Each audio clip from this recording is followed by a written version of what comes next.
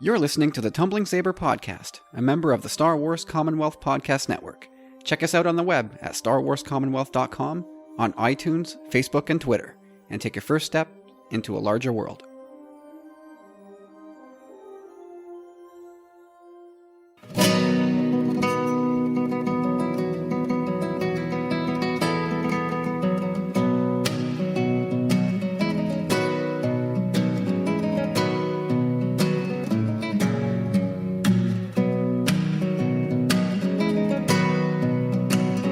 Hey everyone, welcome to episode 73 of the Tumbling Saber Podcast. My name's Kyle. I'm Corey. I'm James. And this is Steve. Steve! Steven. Welcome in, everybody. Hey, Steve. G.O. Oh, okay, guys. Making up for missing journals this week. Full crew in the house. It's a full house for episode 73, fuller than you know. And we got a big show. This is going to be a lot of fun. Not a ton of news, but listen, this thing is going to be packed. I guarantee it. So let's talk to Steve. It's been a while. He was off saving the world in DC. Steve, how's it going, man? It's going good. Yeah. DC was great. It was hot, scorching 90 degrees in April. So that's, if we had a need for a climate march, there it is, right there. It was perfect. Hey, we got hail today. Oh, jeez. It's all over the place. But it was great. It was fun. I'm sunburned. Got a lot of vitamin D. Doing good, though. Back and relaxed. And That's what he said. The DC to New York drive, that is not as far as I thought. That's only about 5-6 hours? Less. Less than 4 that, and a yeah. half. Wow. Yeah, In my mind, it was like an 8-hour drive. Oh, no. That's like me to you guys. Actually, that's even less. It was like when I drove to Niagara Falls. That was like 8 hours, 9 hours. Now, wait, I know you went to save the world and everything, and that's great. Thank you. But did you have any crab cakes while you were there? No. Failure. I didn't know DC was known for crab cakes. What? I didn't know. I thought that was more of like a, I don't know, Boston thing. Yeah, it sounds like a New England thing. I didn't know that was a thing either. Don't feel alone, Jesus. No, the Virginia, Washington area, that's total crab cake country, man. Ah, jeez, I missed out. You're going to have to get in your car and go back. We still had some good food. DC pizza actually isn't that bad. Well, it was more like a flatbread. That stuff was good. And then there was some good breweries down there. So that was awesome. But yeah, we were only there for 2 nights. So we couldn't fit too much in. And most of Saturday was, marching on the Capitol. So. Now, how many people? Did they give that stat? Yeah, I think about like 200,000. Something like that. Oh. It was big. Not as big as the Women's March. But Or according to Spicer, 4 billion. Well, in this case, Spicer would say nobody was there. No, yeah, true. 200 there's a lot more people there than at that Trump's inauguration. Oh, yeah, a lot more. And plus, we also had sister marches kind of all over. So, the amount of people that came out that day, it's awesome. That's cool, man. Well, I'm glad you're home safe and sound. Glad to have you on the show Thank today, you. man. Yeah, welcome back, Steven. Thanks. Long overdue return. Yeah, it's been too long. So, Corey, what's going on with you? Not too much. Kind of a lazy weekend. Weather wasn't too cooperative. I took my first, not my first steps, but I went out there and did some online Star Wars shopping. I finally invested in a chopper, and I also invested in a hot callus. So, yeah, those will be mine shortly. You know what? Actually, I did a little toy run today. Not that I was really in the mood to buy, but I did finally see the first time I have encountered a 40th anniversary figure in the wild. And wouldn't you know, it was the Darth Vader with the diorama. And it was... You withheld? I didn't buy it. No. I knew that if I had bought it, that was the end of me. That would be just the start of another evil obsession. But it was $69.99. So a little bit less than what Toys R Us is offering. Where'd you see it? My local Walmart. I thought it was a Toys R Us exclusive. That's a negative. Anyway, that's a pretty good deal. But yeah, I saw one as well today that I was gonna text you and say, but I didn't want to open that can of worms for you. But there was one Han Solo left in another Walmart in the town over, and yeah, he was the last one in the rack, the only one there. But I don't know. I'm probably, in the end, I'll probably get a couple of them, but so I'm not going to do the whole 12. Anyway, we'll talk about that later. James, what's going on with you, man? Big news, big news. Finally picked out a brand new softball glove. So Ooh. yeah, that took a while, and It's a big day, man. Yeah, it was a big day. I've been looking for like better part of 6 months, but I found something that feels right. So I put it behind the counter, and then the kids are going to go and discover it for Father's Day with the wife. Congratulations, man. That's a big move. I couldn't be happier for you. Thank you very much. Thank you. I've committed. There is something special about buying a new mitt, getting it oiled up for the spring, and putting a couple balls in it, wrapping it around with an elastic. Whoa, balls in it. Yeah, no, it's a process for sure, and I can't wait to oil it up. Now everything I say sounds dirty. All right, well, let's kick the show off here. We'll kick things off with a brand new iTunes review. I'm always thrilled to get one of these, but even more thrilling is to pass off the thrill of reading it to my good brother, my wonderful brother, Corey. Why don't you read this review for us? I don't have the review in front of me, do I? Yeah, it's in our joint thread, I believe. Oh, Jesus. Okay, well, you know what? Okay, I'll start it off. All right? Here we go. This is from Fuzzball1234, mysteriously named Fuzzball1234 from Australia. And he titles it, A Show Worth Waiting For, and it's a 5-star review, so we'll take that any day of the week. And he says, This podcast makes me want to sing. Luckily, they have an amazing song at the end of their show. Now that we do. So I think I'll join in. Won't you accompany me? Oh, indeed I will. Self-fulfilling prophecy. Whoa. Hello. Whoa, Hey. hello. Hey. What's going on? Hello, What? who's this? Who is that over there? Who's that? What do you think you're doing? Corey, what do you think you're doing there? I was just doing the fans a service. Really? Fans of service. Yeah, that didn't sound like a service to me.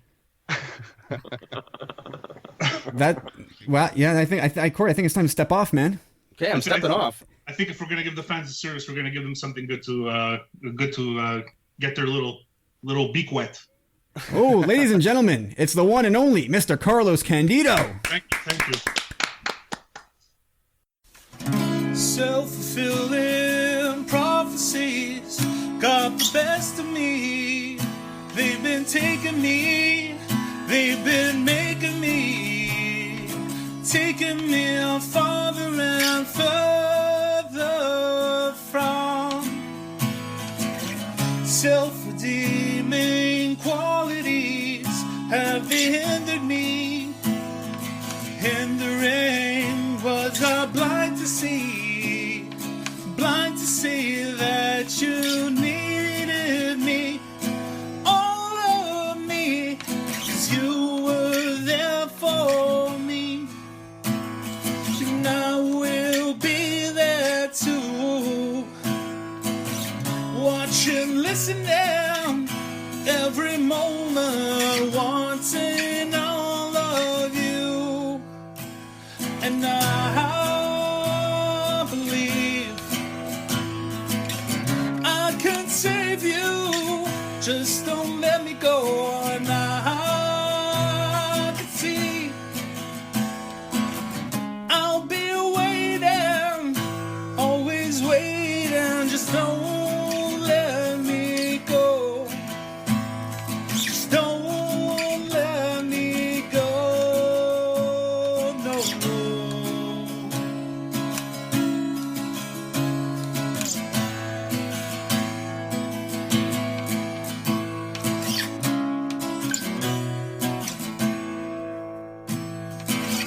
Time goes on and I'm questioning all the things I've seen, crazy things I've seen as I'm watching you. I'm watching you walking away from me. Were you watching me? Was it just a just a dream. 'Cause I believe I can save you. Just don't let me go, and I can see I'll be waiting, always waiting, and I believe I can save you. Just don't let me go, and I can see I'll be waiting, always waiting. Just don't let me go. Just don't let me go. And don't let me go. And I'm waiting. And I'm waiting. And I'm waiting for you.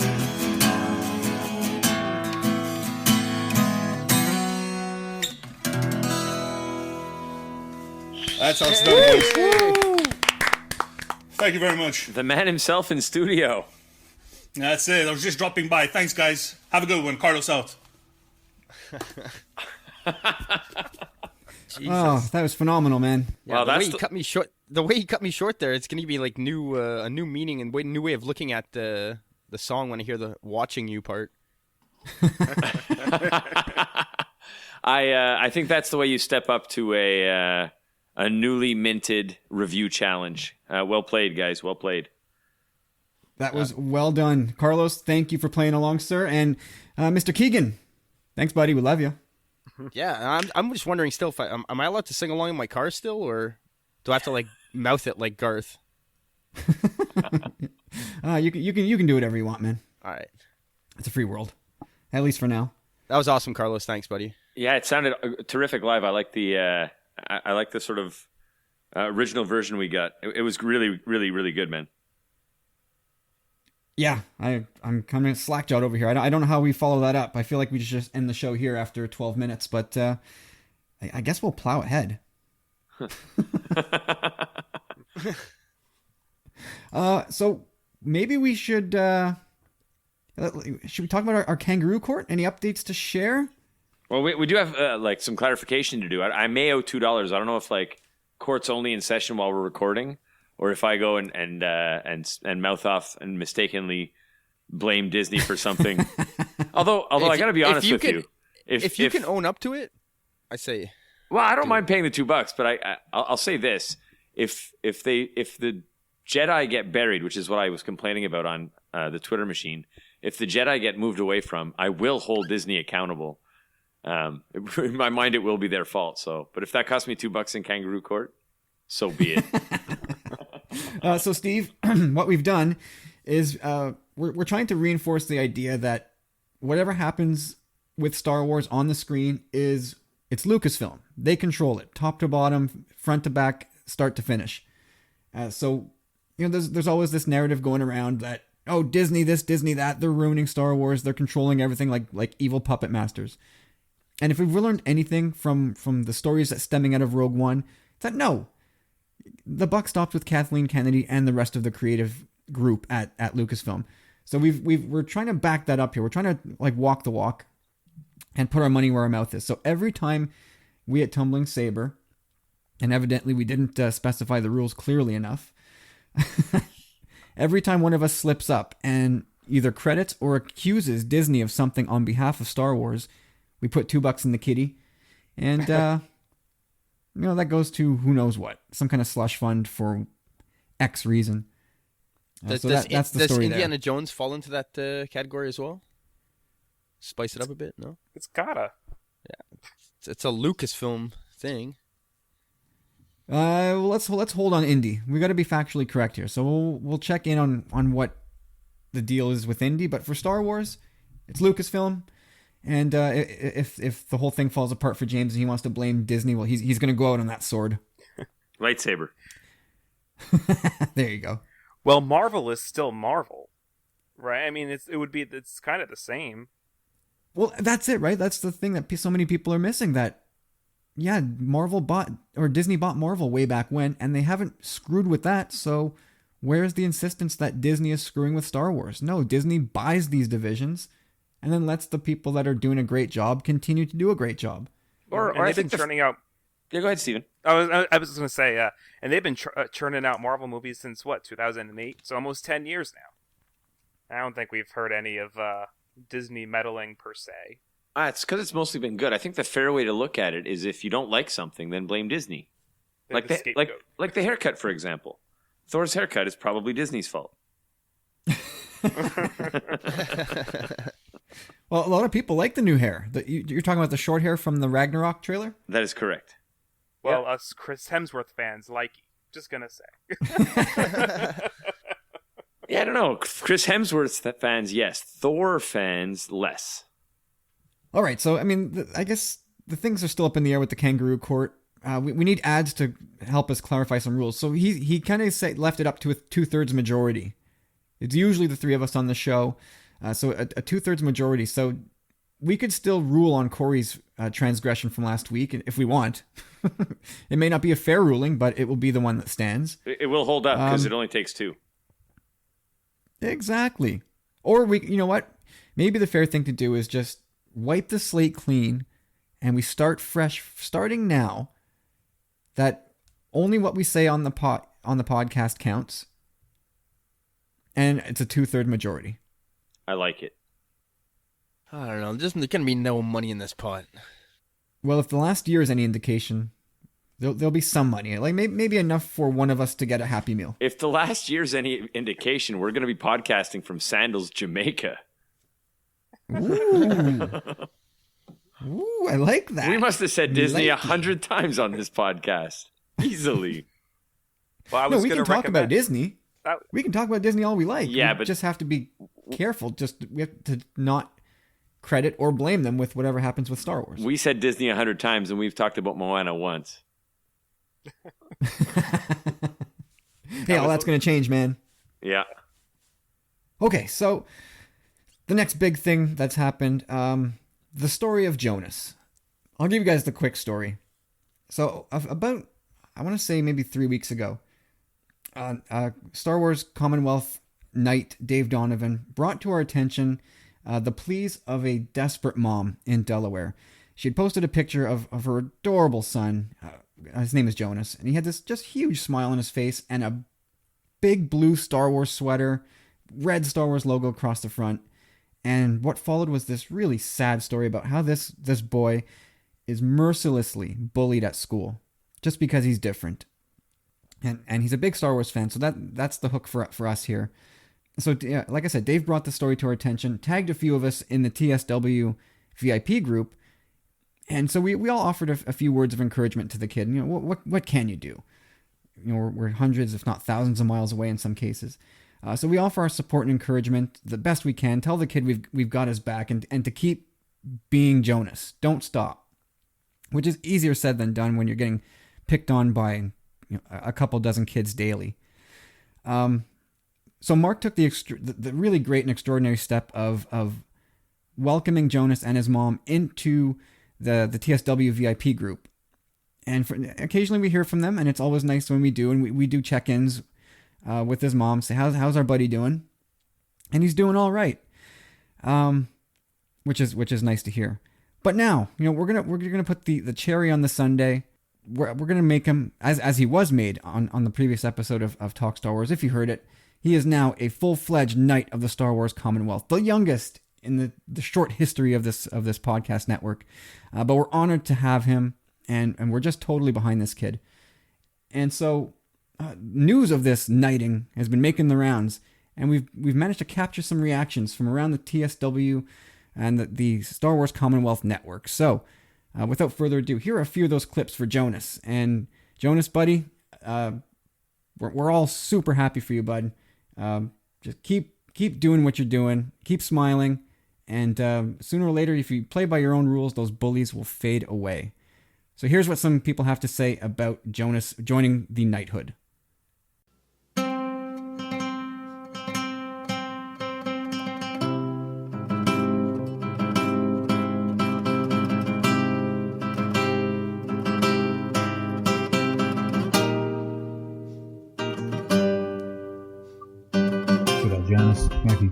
from Australia, fellow Knight of the Commonwealth.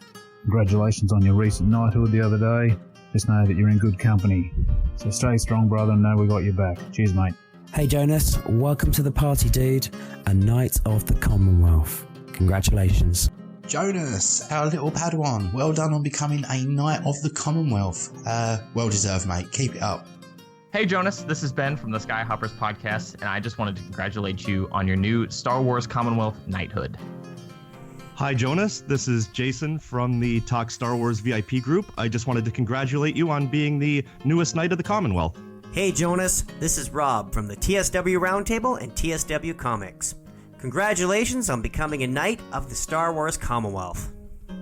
Hey Jonas, from all of us here at the Nerd Room podcast, we'd like to welcome you to the Star Wars Commonwealth. We'd also like to congratulate you on becoming a Knight of the Commonwealth, and we cannot wait to share more of Star Wars fandom with you and get a little glimpse at that collection we've heard so much about. Hope you're doing well, buddy, and may the Force be with you. And there we go. Jonas, you've made an impact, my friend. I hope we have a similar impact on you. Like we said, keep it up, buddy. Just hang in there, keep smiling, and the Star Wars Commonwealth has got your back. You can always come to us if you need, and we will be happy to help put a smile on your face. You guys down? I'm down. Absolutely. Welcome, Jonas. Congratulations on your knighthood, man. That's super awesome. And like Kyle said, bullies, well, they do fade away. Tough times don't last, but tough people do.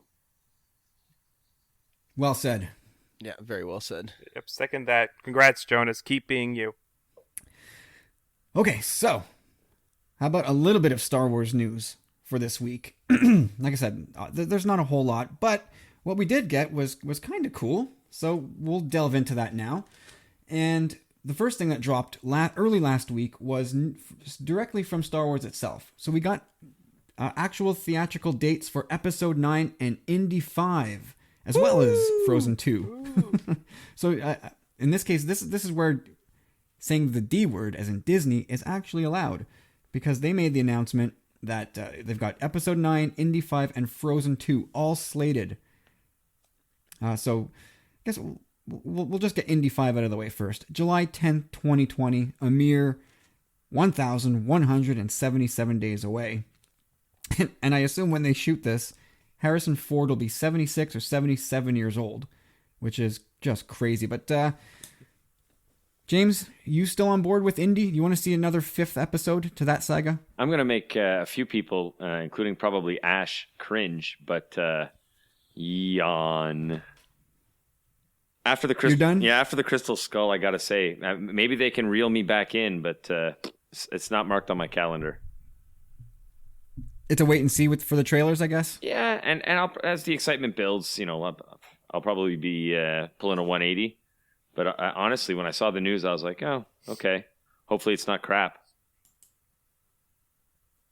Yeah, that would be ideal. Yeah, that would be ideal. Steve, in the excitement level? Yeah, well, especially from my fiance's side, he's obsessed with Indy. That's his favorite franchise. Kind of second to James. I know he's very nervous, post Crystal Skull. And he, his opinions on where they should take the franchise are a little, I think, unpopular with other fans. But, I think he's kind of, ready for Harrison to kind of retire from it. And not in the sense that, like, okay, so get this. He kind of envisions it being, like, chronicled, whereas in, like, the first 3 movies are canon, but maybe they can, like, recast and kind of plug in different stories as opposed to, like, making Harrison do it until he's 80, 90. It just doesn't make sense. Or even if they take it to the animated, could be interesting. But I mean, I think it's kind of like there's excitement, but it's a wait and see approach. Everybody loves the 3 original ones, and really the Crystal Skull, which came out in that era where George Lucas was kind of all over the place as far as like fantastical. I don't even know how to categorize it, but suffice it to say that a lot of people had a lot of problems with Crystal Skull, even longtime fans. But now that it's kind of out of his hands, I think we can expect this to do a Star Wars and really retrace its steps and do something that really harkens back to the three originals, especially Raiders. Corey, what's your take? Are you excited? What are you thinking of Indy? Kind of on the same page as you guys. Like, I'm a little jaded by Crystal Skull as well, but I'm still definitely curious, and I think what you just kind of said in other words, Kyle, I want them to take a few steps back, look at the franchise, and let's do it justice this last time around for Harrison as in the role. Not saying he's gonna die or whatever, but I could see him too. Like, same thing with Solo. Like, yeah, we got to get you back, Harrison. You got to do Indy one last time. Like, here's like some inexorbitant like gobs of money, and like kill the character off. Like, if that's what he wants, he can be done with it for once and for all. But yeah, and I think most fans can agree too that, I mean, as much as they'd like to see Harrison back, more than that, we all want to see Shia LaBeouf reprise his role. No. I was just about to ask that. 0 to 5. 0 being not at all, 5 being absolutely. Shia LaBeouf, how much do you want him back, Steve? Can I just laugh? That's a 0. I mean, yeah, and I don't think he's in any place to return to movies anyway. Or public. No. Or public, unless he has a bag on his head. Yeah, talk about a guy who committed career suicide. And maybe he'll come back. He's still young, but my goodness. The way he shot his mouth off in those years after Transformers and Indy 4, holy moly. It's like, dude, who put you on the map? It was Spielberg and Michael Bay. Like, wow. So no, yeah, for me, it's a 0. He's not needed back, and he's probably not wanted back, and I don't think he would like to go back. But James, what are you thinking? I'm right on board with you guys. Absolute 0. Like, yeah, no chance. Thank you very much. Now, Corey, you going to loophole this? Not really. Like, I don't think he can get his career back on the rails where everyone would kind of believe in the role in this short time span, unless they did like a real big PR campaign for him at the moment. But I just don't see them investing that kind of money in someone that's obviously kind of a bit of a wild card at the moment. Well, it's weird, right? Because the fourth movie ended. I mean, he was prominent in that movie, almost to the point where he was taking some of the load off Harrison Ford, who was already at that point getting old. But it almost ended on the point where you thought, is he taking over? Is that what they're hinting at? Yeah, I thought that too. I remember having that feeling. So maybe they left that door open at the time, but now that door is slammed shut. He's done. But story-wise, I guess they have to just completely pretend like they never even brought him in. Should they recast with Ehrenreich? Well, that was a question we asked way back when, right? Does whoever get the Han Solo movie, do they have the inside track to be Indy as well? Well, that's kind of what I just liked about. I think what you had just said, Stephen. Your fiance was kind of saying that it could be like he can be recounting stuff as like of his past, right? Did I get that right? That'd be pretty cool. It could be like the show, the Young Indy Chronicles or whatever. Yeah, that was cool. Yeah, because that essentially was what that was. And Harrison, I think he even cameoed in that show. And it was just kind of him and leading up, pre-war, post-war, all that stuff. All right, so John Williams, will he be back to score it? Yes. Oh, yeah, he will be. I would think so. I think so, and I hope so. And, well, lastly, a recast. Is that an inevitability? I think this movie is, I think, my goodness, this has got to be the last turn for Harrison Ford as Indy. But do they sort of reboot it after that and bring in a younger face? What do you guys think?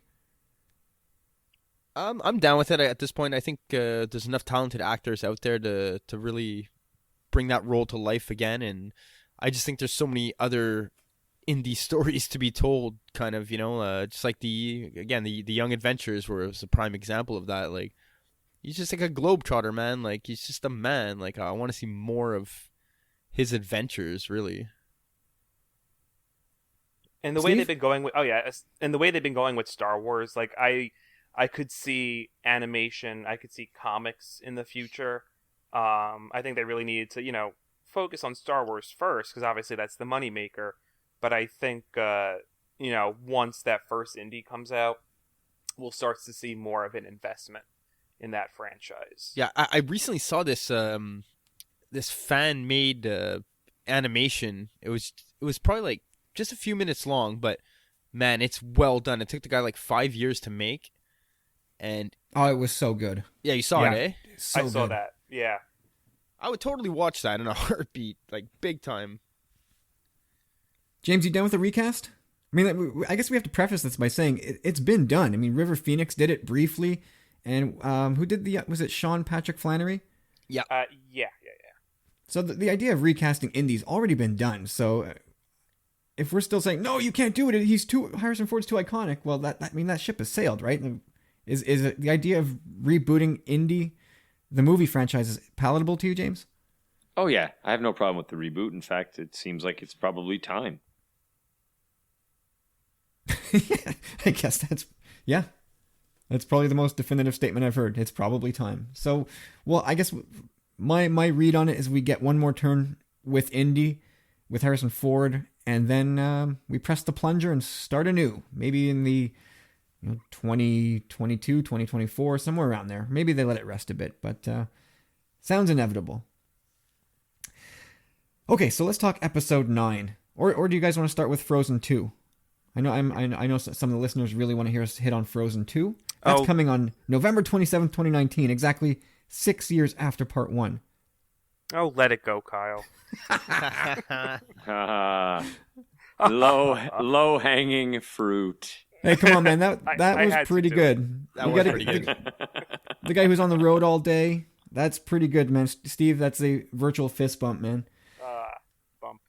No, we're not talking about Frozen 2. Episode 9, coming to a theater near you. Episode 9, May 24th, 2019, a mere 754 days away. Lots to look forward to between now and then, but there's that nice round number. Does that mean it's going to... I got to ask you. Sorry to cut you off, but does that mean it's going to premiere on May 4th?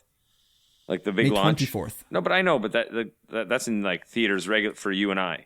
But does that mean like why are they missing the big day? You know what I mean? That's true, right? Like, why don't they just do it on May the 4th? It seems odd. I mean, May the 4th isn't always like they usually Friday's the day, right? So you would have to do it on a Friday where May 4th is on a Friday. I suppose, but maybe the big launch, the big world premiere will be on May 4th. Maybe that's why. 2 weeks later it launches in theaters. Yeah, that has to be the thing. The 24th as well. It's also a holiday weekend, right? Like, gonna hit the box office hard. Not everywhere. No, but places around the world. I would think. I think North America, U.S. has. Is that Patriots Day weekend? No. You already had Patriots Day, right? You're asking the wrong person. Veterans Day. We had Veterans Day already. I think. I'm terrible. President's Day? I think that's February. Oh man. Yeah, we have nothing that weekend. May was it 24th? Yeah, I'm looking at the calendar now. We got nothing.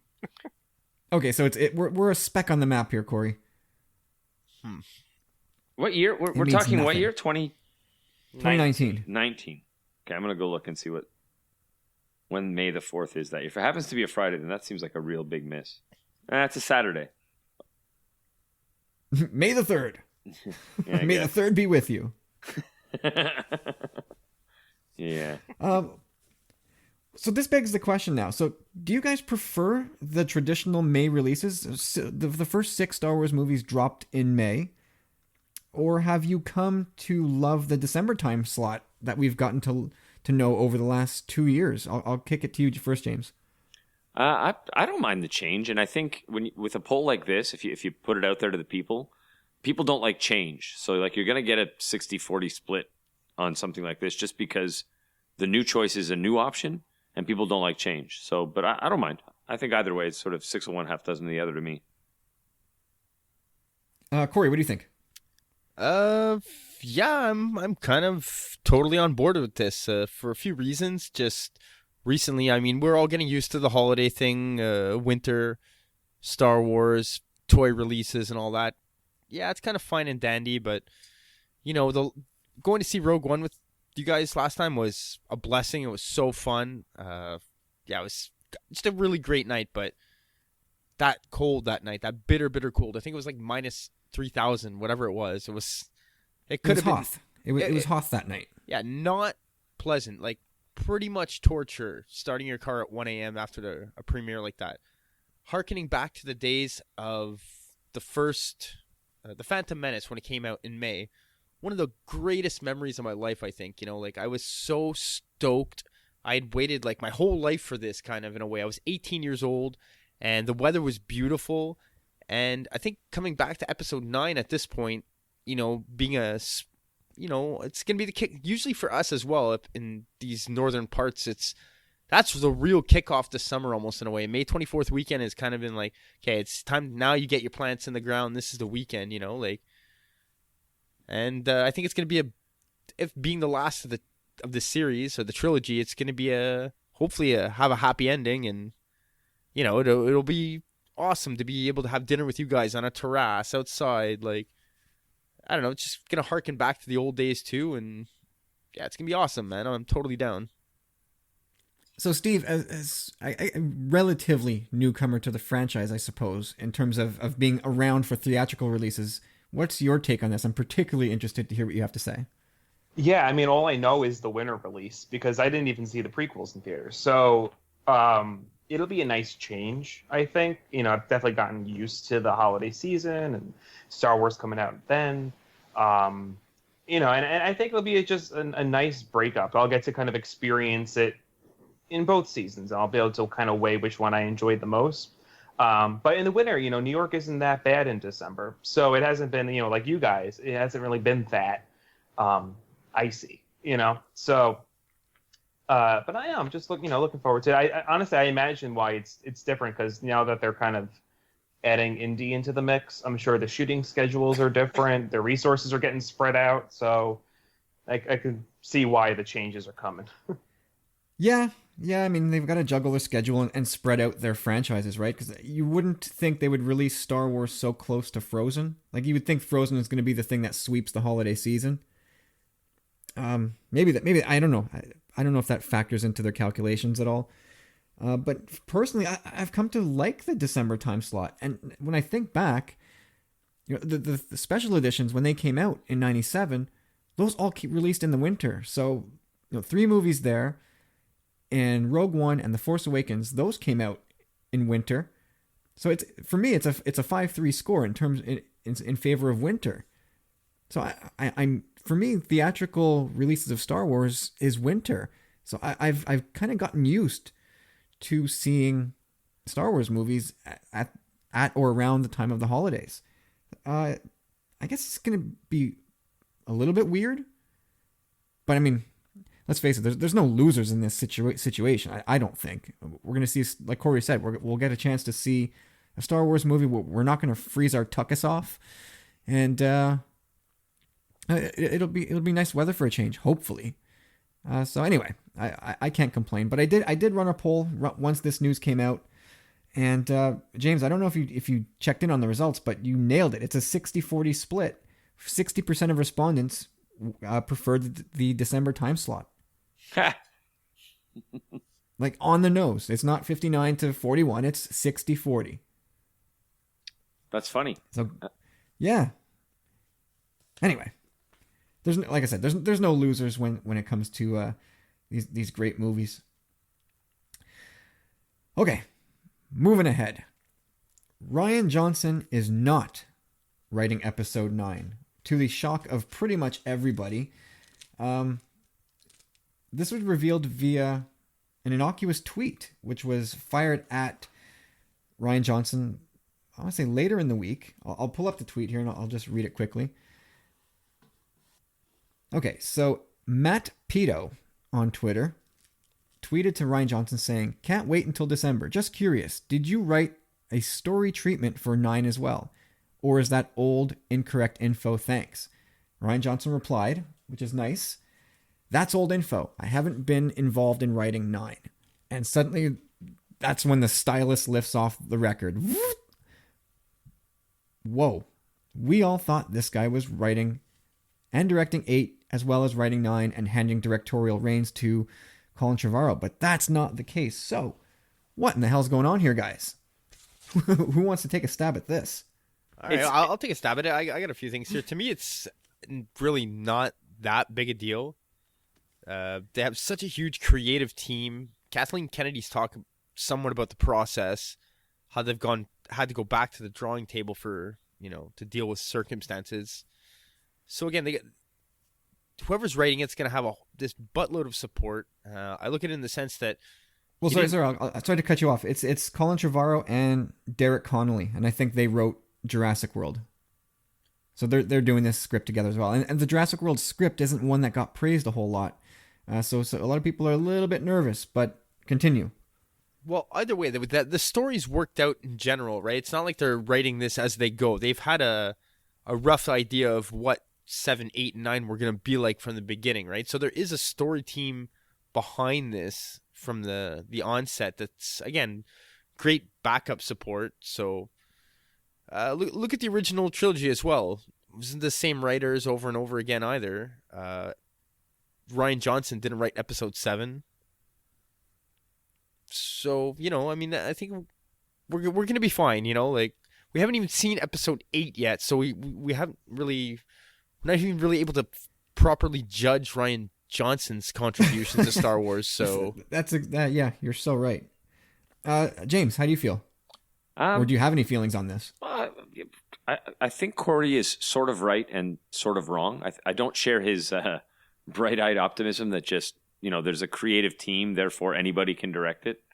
At some point, we're going to get a Star Wars movie that we like less in this trilogy. One of them will be your least favorite, and who knows if it'll be 8 or 9 at this point. Like, what I do agree with is the fact that we don't know what Rian Johnson's going to put out there, so who knows if you want him to do 9 afterwards anyways. Yeah, exactly. Yeah, that's a good point. Steve, what's your take? I mean, I like the idea of every Star Wars having a different flavor, so I really wouldn't want one person monopolizing too much on the script or the director's chair. So, I mean, this pretty much falls in line with how I feel, the helm should go. I like what you said there, a different flavor. Like, it's true. Like, each of the original trilogy, anyway, like I find all like has like its own feel to it. They're not the same, and you can sense that. You're right, and I'm trying to think of a way to pose this next question, but so James, as the Lord of the Rings aficionado here, does that trilogy benefit from Peter Jackson taking it front to back, or should that have been split up among different directors? That's a good question. Unlike most of fans of the movies, I like them less and less as they went along. Like Fellowship was my favorite. Two Towers was pretty good, and then Return of the King that won 11 Oscars or something was my least favorite.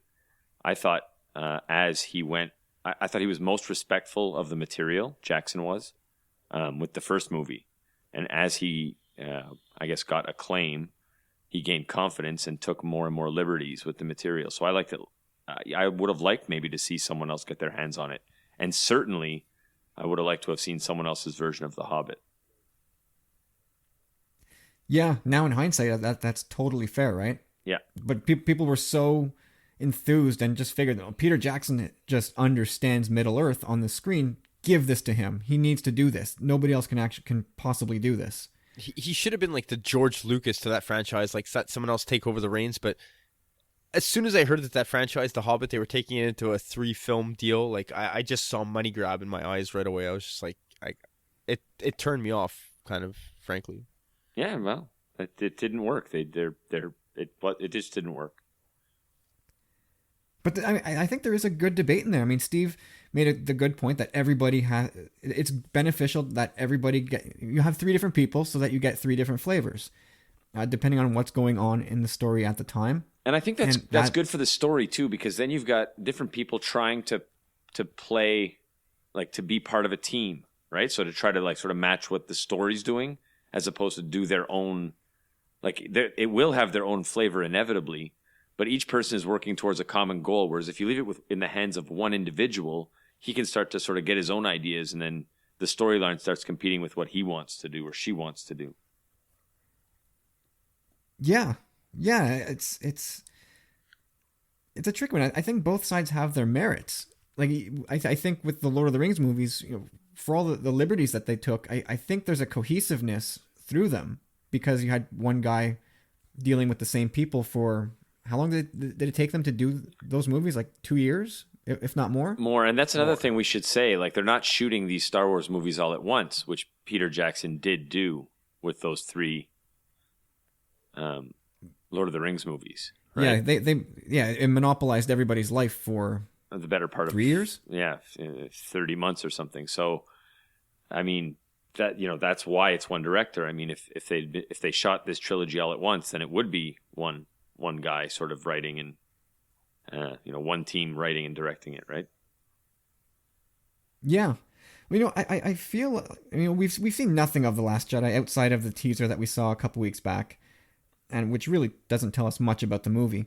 But I can't help but feel a little bit bummed about it, and I don't know why. Because, James, I share a little bit of the same anxiety you have about the direction of this. I'm excited. I'm really excited. I like what I see so far, but I'm still a bit nervous.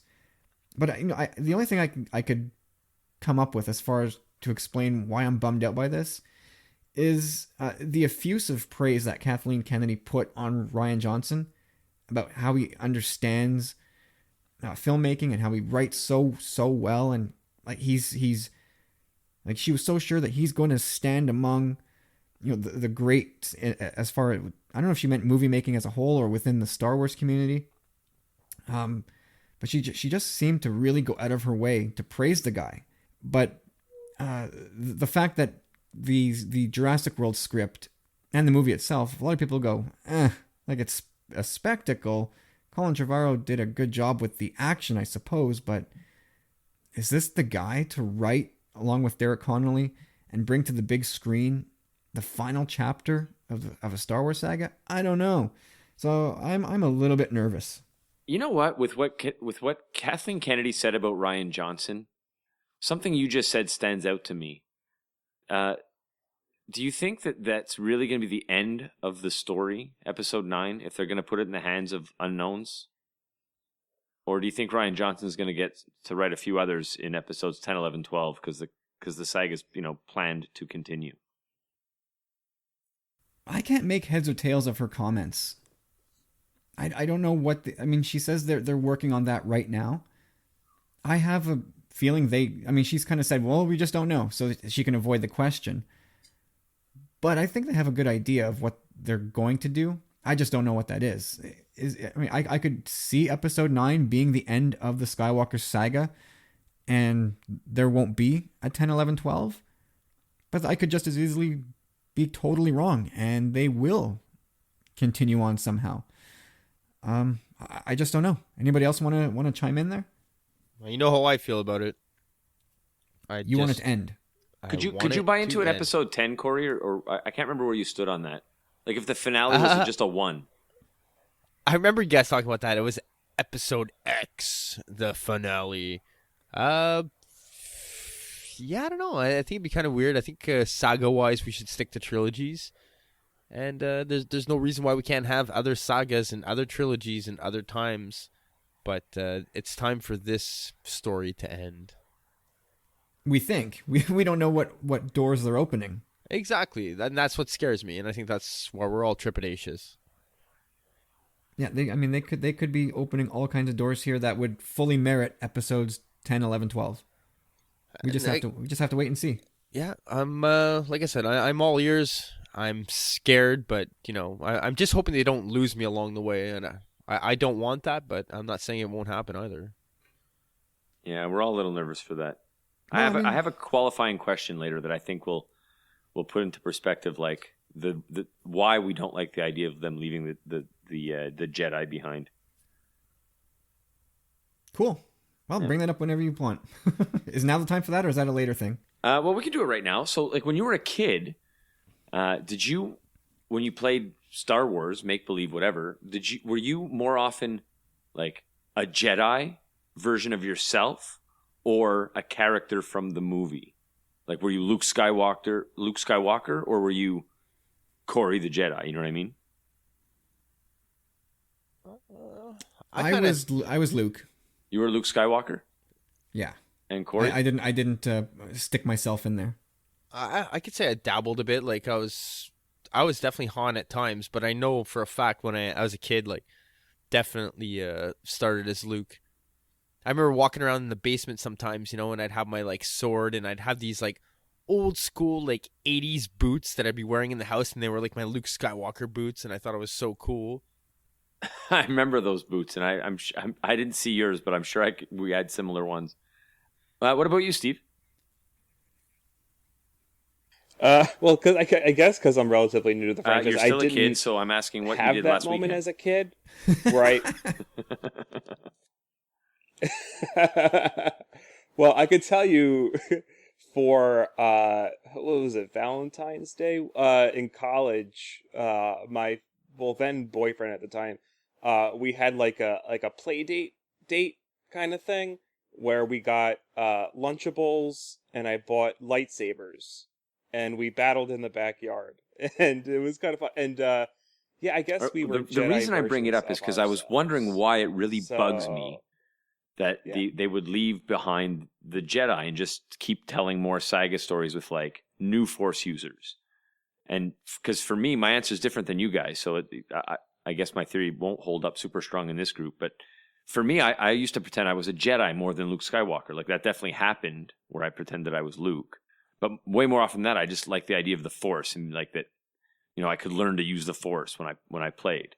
And so I don't want, like, the idea of being a Jedi was more important than like attaching to the latest hot character. So for me, like, if they leave the Jedi behind, I'm sure they'll create some really cool Force users that are like cool dudes on screen. But that still, for me, will not be the same as when Jedi were the leading good guys of the storyline, if that makes any sense. It does, but Totally. like, I think we've said this before here too. Like, back when the original trilogy came out, Luke's limited training, like, he doesn't even know what it is truly to be a Jedi. Like, he knows by the end, giving himself over and trying to save his father, like, that kind of made him a Jedi at the time. But the new Luke that we're going to meet now, like, I think he's going to have vast amounts of knowledge from that old Luke. And again, like, he could be a bit jaded by that knowledge, like, when you were a kid, yes, the Force was cool. I understand that. And it still is and always will be. But a Jedi's way of using the Force, that could change. And I'm on board with that part of it, like, I want the Jedi, the previous Jedi anyway, to have had a greater understanding than the Jedi that we know now. But moving forward, again, like, this story, like, they should wrap it all up with some kind of balance and, just tell this story and be done with it, Well, I mean, the idea that we got from the Jedi in episodes 4, 5, and 6 were very different from what we got in 1, 2, and 3.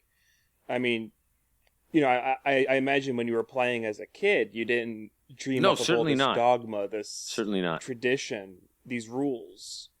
So, I mean, I imagine that that's what Luke is referring to. I feel like Luke is saying we have to do away with what Mace Windu and Yoda and all of them were kind of following. I mean, the Jedi may still be the Jedi, but I mean, we may be reading this kind of the wrong way as fans. Like, it could, honestly, like, it could be their way of kind of... No, I hear you, but so you just said something that, like, from the completely made my everything cringe and shut down, and I wrote down Yoda, and like, I'm worried that, like, Yoda will be discredited. And you said it, like, they have to move away from what Windu and Yoda were doing, and like, that kills me to think that, like, they're gonna Yoda didn't have it wrong for me when I was growing up loving Star Wars, and like I don't like that they basically are painting it like Yoda had it wrong. But again, you're meeting Yoda in I the meant old prequel Yoda. original trilogy, a completely changed man from the prequel era. You know what I mean? When you meet Yoda for the first time as a kid, that Yoda you fell in love with, he's a completely different Yoda from the prequel era. So again, like there's that way of looking at it too. You know, like he admits himself that the Jedi had taken a wrong turn. Yeah, and In they the look a Clone little Wars- different too, Corey. I don't know if you noticed. But the Clone Wars is great for this, James. If you watch the Clone Wars, it really kind of spells out the shortcomings of the Jedi. Yeah, I hate that. Well, I guess like really, you know, when we met Yoda, I guess a good way to think of it is that we met Yeah, Yoda no, already I do get that. changed, is what Corey was saying. Like, you know, that's the Yoda you fell in love with, was the Yoda that was already Yeah, Exactly. Yeah, the doing Yoda that away we with met is the one that came correct, who figured out that the Jedi of his generation and maybe the 1,000 years before that were built on a foundation of sand. Whereas you know, if we look at the Jedi timeline, and I don't know exactly how far back it goes, but let's just say it goes back for the 25,000 years. The Jedi that gets often referred to is that 1,000-year chunk. And that's 4% of their entire existence. So if Exactly. that 4% is the group that screwed it up for the other 96, I'm okay if they reintroduce us to that other 96%. These are the guys that had it maybe not totally right, but along a better course. And by the time we get to Obi-Wan and certainly elements of Qui-Gon as well, and definitely Yoda in Jedi, these are the guys that had figured it out. But by then they've got no resources left to work with, unless and until Luke gets things back on the right track. But I don't believe at all that the term Jedi, assuming they go ahead with episodes 10, 11, 12, I would bet my last dollar that Jedi will be a part of it. They will just act in a fundamentally different way than the ones we got a heavy dose of in the prequels. Not For even some reason, that's much important different. to me. I hope you're right, Kyle, because for some reason that the word Jedi is really important to me.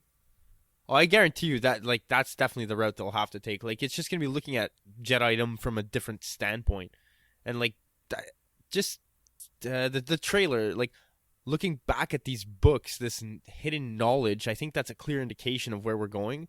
And again, James, I don't know if you saw this. This is really interesting. Just quickly, first time in Star Wars there's ever been a bit of paper. George Lucas was very kind of clear about that he didn't really want paper to be seen in that universe or that galaxy, and you know this library being so old. I've said it so many times here, Kyle. You just kind of beat it on it. If they take that 1,000-year time span, it's 4% of their existence. So, God, there's just so much room there. And the rise and the fall of the Jedi as well. We know at one point the Sith were on top, and just the continual loss of information along the way. Like they're on to something here that I think has a lot of potential, but just they got to tread carefully. Slowly as we go, right? Just dole it out slowly and in measured doses, I think. And make it make sense. Like make us be like, oh man, blow our minds. Just come on, blow our minds, please. That's not a small ask at all. No. Okay, well, James, I think you and I are on the same page in a lot of ways. I think I'm less anxious than you because I just can't believe they'll do away with the Jedi. I just can't imagine Star Wars without them. It just seems like unfathomable that they would do that. But anyway, our next story is another little bit of fallout from Star Wars Celebration. And I didn't see this until this week. And it's about the potential of a relationship between Finn and Poe. This has come back up. And Kathleen Kennedy, the pro, this woman is just such a pro. I love her to death. She was asked about it, and her reply was, I'll read it here. So the quote is, "In the next 6 or 8 months, we will have some meetings about the stories that will develop next.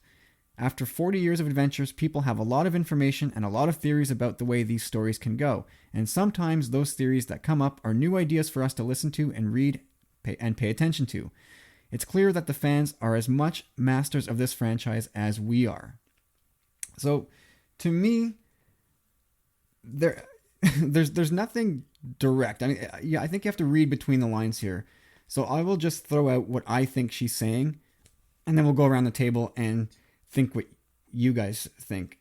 So on the topic of Finn and Poe's relationship, I think what she's saying is that the Finn and Poe shippers are going to be disappointed in the immediate future.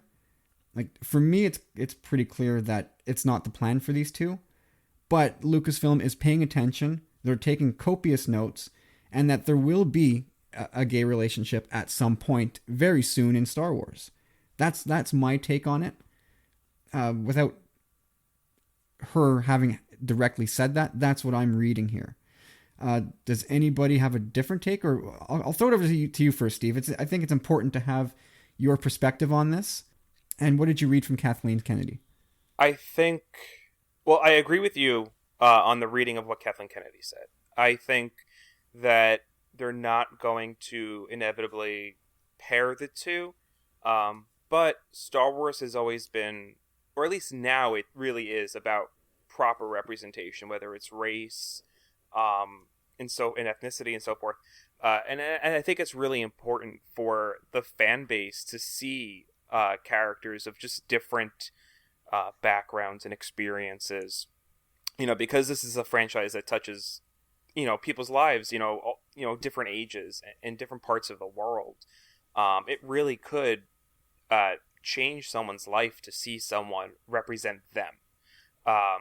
So, it could be Poe as an individual. They haven't really hinted at any kind of orientation for him so far, in episode 7. And in the comics, I don't think I've read anything that's hinted at, who he's interested in. So, and the one thing I hear a lot of people say is that, why do they have to put it in there? People will say, it's just shoving in people's faces. It's okay if it fits the story. Unless the story is a romance, any relationship doesn't really need to be there. It's per se, so. Yeah, because I think they've kind of alluded to Finn having an attraction to Rey. Right. But you're right with Poe. With Poe, there's nothing. But if they made Poe gay, it changes nothing about The Force Awakens, and presumably nothing about The Last Jedi too. Right. And they've really been kind of treading the waters anyway with the extended stuff. I mean, there are gay characters sprinkled all throughout the books now and the comics, so it's there. Sexual orientation is not something that's an issue in the Star Wars universe. You don't have big sex scenes in Star Wars. That's just not a thing. That's part of the language of on-screen Star Wars. So even if they did have a gay relationship, it's not going to be something that is just for people who may be sensitive to it. Oh my God, it's just going to be a thing. They'll just have two people who clearly love each other, and that will be it. Exactly. Yeah. That's pretty much it. Yeah. James, what are you thinking on this? I read it basically like you. I'll say this though: I wouldn't be surprised, since they are paying attention, if they purposefully leave ambiguous storylines so that people can draw their own conclusions about those characters. Like I wouldn't be surprised if they steer clear of making anything obvious that they're hetero or gay or that they have any preference at all, just because people want to make their own assumptions, and Disney may just let them. Oh, damn it. That's $2 in the kitty.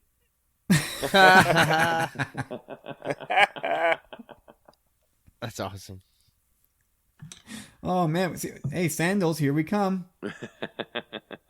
Cheeseburger. Well, I was going to make a suggestion for the pool of money. We could put it towards a Commonwealth. I don't know how much, but I know I want to maybe get up to Canada to see you guys for episode 8. So maybe we can kind of pool it all together. maybe buy us all a ticket or something. I don't know how much money is going to be in this pool by then. Dude, that'd be awesome. We could buy the theater. Buy the theater. I say we could put it towards some beers or whatever. Good idea. Okay, so let's take. Oh, Corey, I don't think we have your take yet.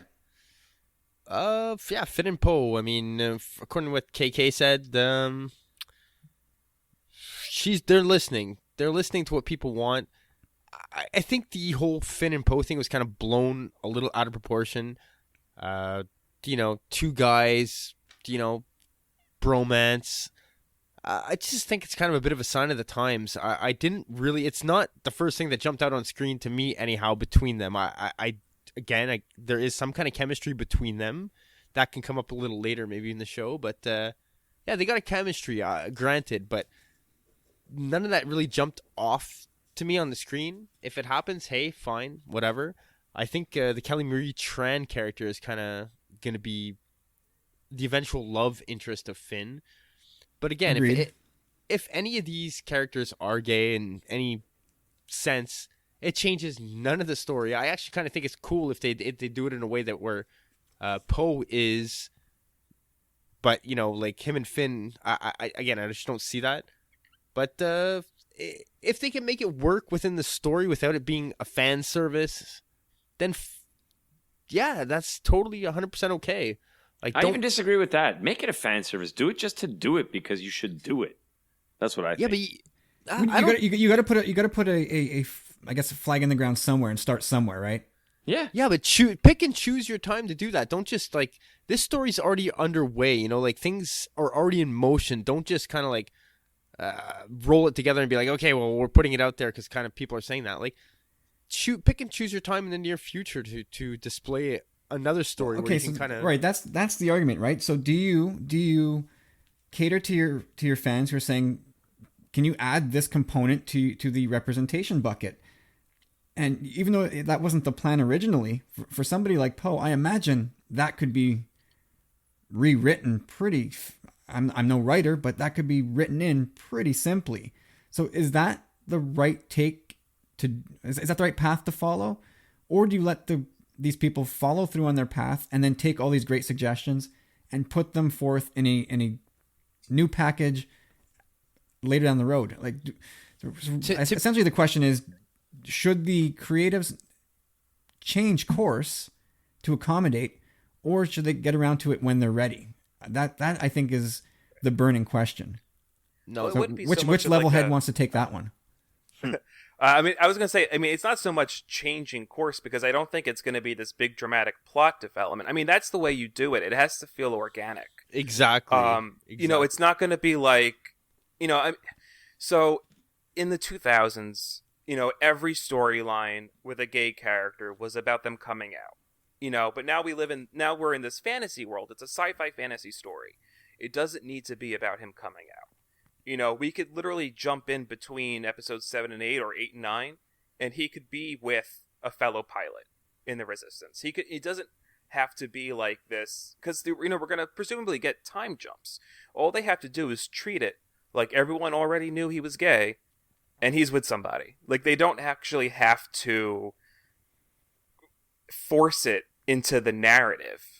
That's what I'm saying too. Like, thing. You the word is really like you nailed it there, Stephen. Organic is the word. Like, it's got to feel natural to the story and not just shoved in there for the sake of being shoved in there. Because hey, we feel gay people need representation in Star Wars, so we're gonna take this big character and just shove it in your face. Like, it should be cool, and the way they do it should do whatever they're trying to do justice. Like, it should be done right and organic. And I would say the same thing. And I would say the same thing for any straight relationship. I cringe agreed. when a romance is forced. Exactly. So... Like any good love story, and Star Wars is a great example of that. Like Han and Leia, it was you never really see them. They kiss a few times, granted, but like it's never about them. Like, But I just don't see the difference at this point if they make them bros or lovers. Like, what's the difference? Since it's ambiguous now, why not just boom? Why not have them? We don't know what they have planned for 8 or 9. Like, it looks like to me like they're both going to be going in separate directions at this point, kind of Poe's got Poe's got a lot of responsibility, and that makes we for a don't know pretty what Finn's- compelling love story when you can't be with the one you love, Corey. Yeah, but it would feel rushed to me. Like, if they both got different things that they're going to be doing in this movie, then yeah, I I don't think they're going to do it either. But it would. All I'm saying is they should just do it. They should just do it. Like with them, with someone else, they should just do it already. Exactly. Yeah. I mean, we'll just have to see like because we don't really know exactly where the characters are going to be when episode 8 opens. Just based on that teaser, we don't know chronologically what's happening when. So it could happen. We'll see. Yeah, and it's easy for us, I mean, as straight guys, to just say, yeah, do whatever. But we've been catered to forever. For a lot of people, it's a very important thing to have happen sooner than later. And to me, as long as they don't ship Rey and Kylo, I'm good. Just don't do that. I just think it would really normalize for a lot of kids. Like, oh my God, look, there's someone like me up in a Star Wars movie. Like, I never thought I'd see. Like, it would just normalize it to such a powerful degree that I just think episode 8's too late already. And for Poe to be like a really awesome pilot, like we need, the LGBT community needs strong characters. Like very often, the gay character is the comic relief, is the sidekick.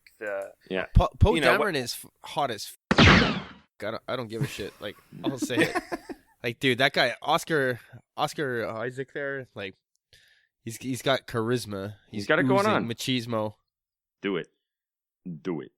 Well, Corey, that is a tough act to follow, so I'm not going to attempt to do that. But, no, I mean, I can't argue any of that. There's, I think, like, again, I'll stick with what I said about Finn. I think his ship has sailed. I think he's going to be with Rose, and I think they've already cemented him as a guy who likes the ladies. But Poe is complete wild card. And Steve, I agree with what you say. Just for the sake of the LGBT community, to have a badass character, somebody who goes around blowing up Starkiller bases, yeah, go ahead, write him as gay. And for the people that would boycott Star Wars, how about that? A gay character, your nightmare, is a total badass. Eat it. Yeah, dude. This guy, I could see this character right now if he was actually gay. Like again, the word machismo comes to mind. Remember the Razor Ramon? Like, I could see this guy like chewing a toothpick and like biting his lip and like chucking the toothpick in my face, and me just blushing, be like, hee, like, thanks, Poe. Oh man. So anyway. At the end of the day, I think it's safe to say this is coming. Now, whether it comes in this saga or in another vehicle with the Star Wars logo on it, it is coming. And like Steve said, there are already a lot of homosexual characters in all of the books, in many of the comics. They're priming the pump, right? That's what they're doing here. They're getting the fan base used to the idea of having a gay character within the universe. I think it's the other way around. I think it's the fan base that have kind of lit the fire, and Disney's been taking notice and saying that, we're listening to you guys. Let's add $2 more to the kitty. Oh, Yes. Oh. This is gonna be sweet. So is it Lucasfilm that's listening then? Yes. Yeah, Kathleen Kennedy made the statement. She works for Lucasfilm. Yeah. Well, they're listening. That's what I'm gonna say now. From now on, it's gonna be there. Cha-ching. They are listening. I mean, I think a lot of people also just, kind of going back, like, I think I've said it before on the podcast. Like, I'm a social worker, so I've worked with like a lot of different kids. So I used to work with LGBT kids a couple of years ago, and there are a lot of queer kids that are Star Wars fans. Like, I remember I was working with them when Episode 7 came out.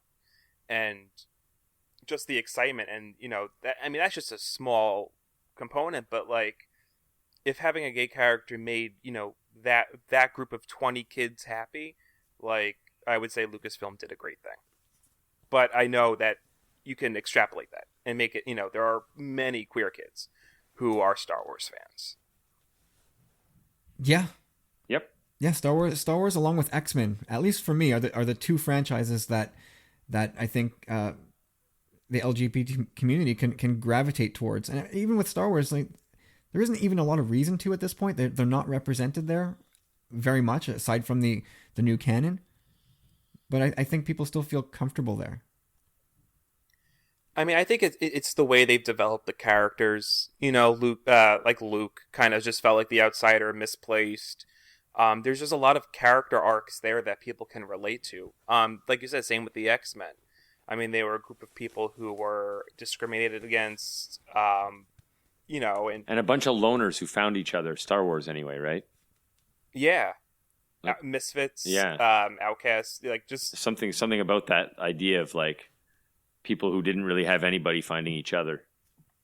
I mean, look at Rogue One. I mean, that whole crew of people. They found each other. Yeah. You know, you look at characters like Rey, Luke, Jin. Like, these are all the outsiders.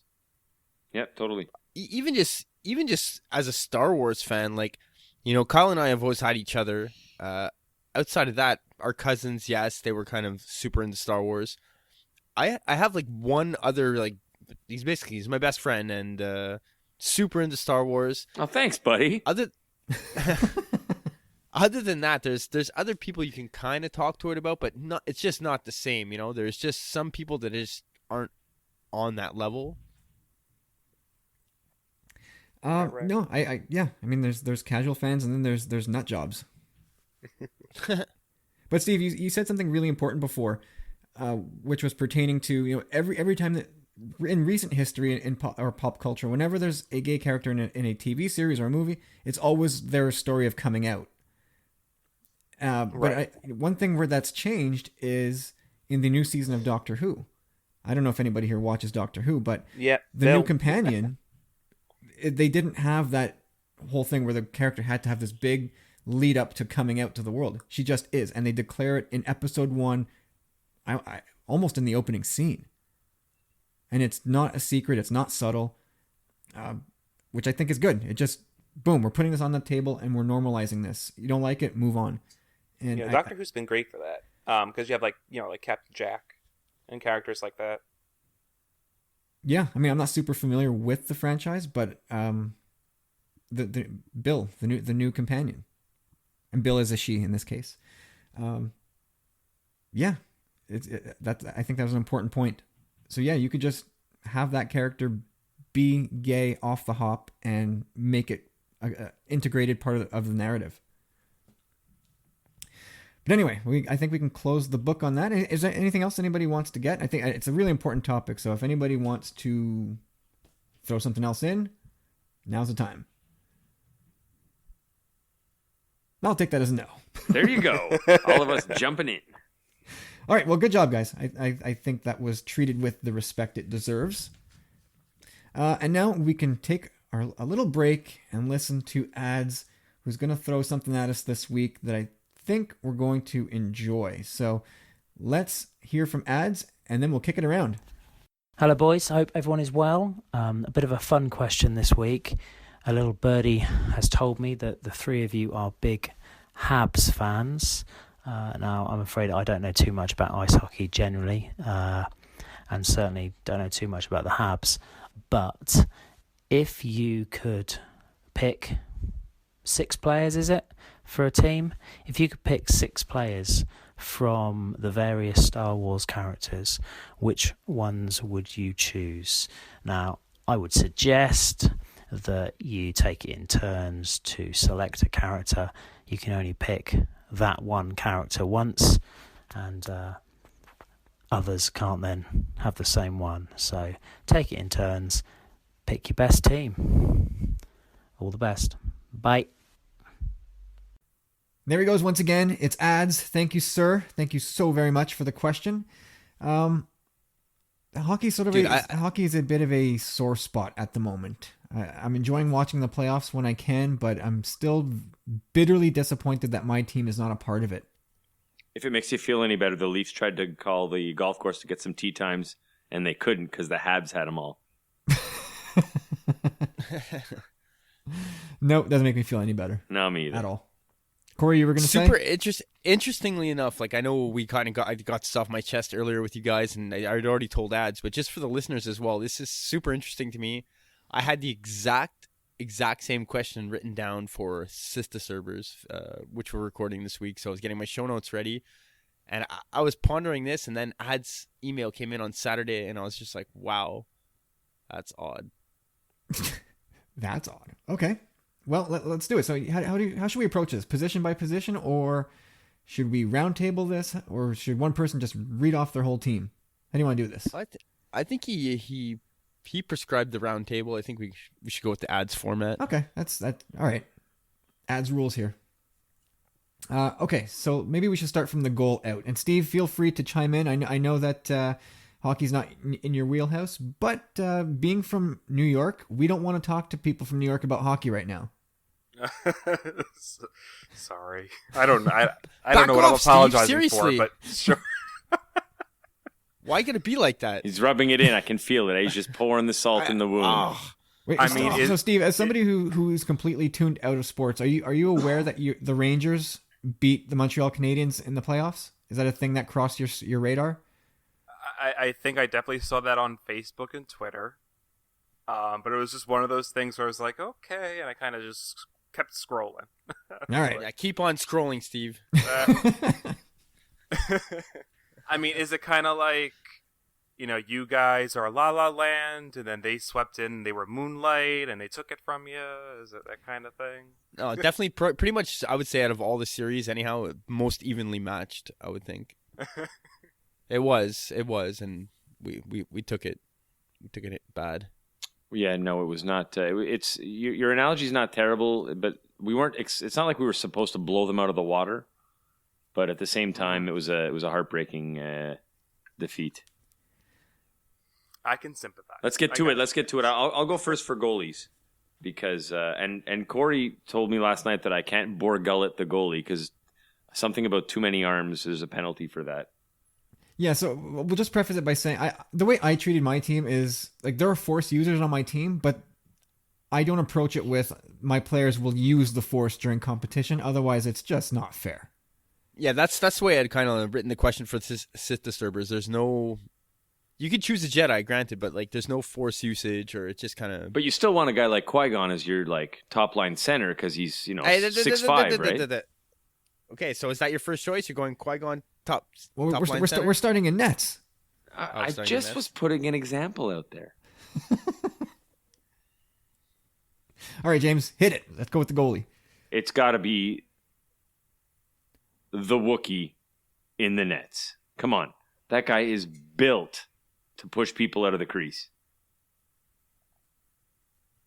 I went there as well. Did you see the picture? Photo. You saw that photo of him in the hockey pads. I mean, it just looks natural on him. Plus, he'd never be cold. Yeah, but flopping around like that, his fur gets heavy. It's a little slower to move around, and he's not the most mobile guy. That's where I went with that. I mean, he's big. Granted, he can cover the net if he has great technique. He can probably cover a lot of the net, being how big he is. But he's also quite lanky. Not all that agile or fast. All right, Corey, your goalie.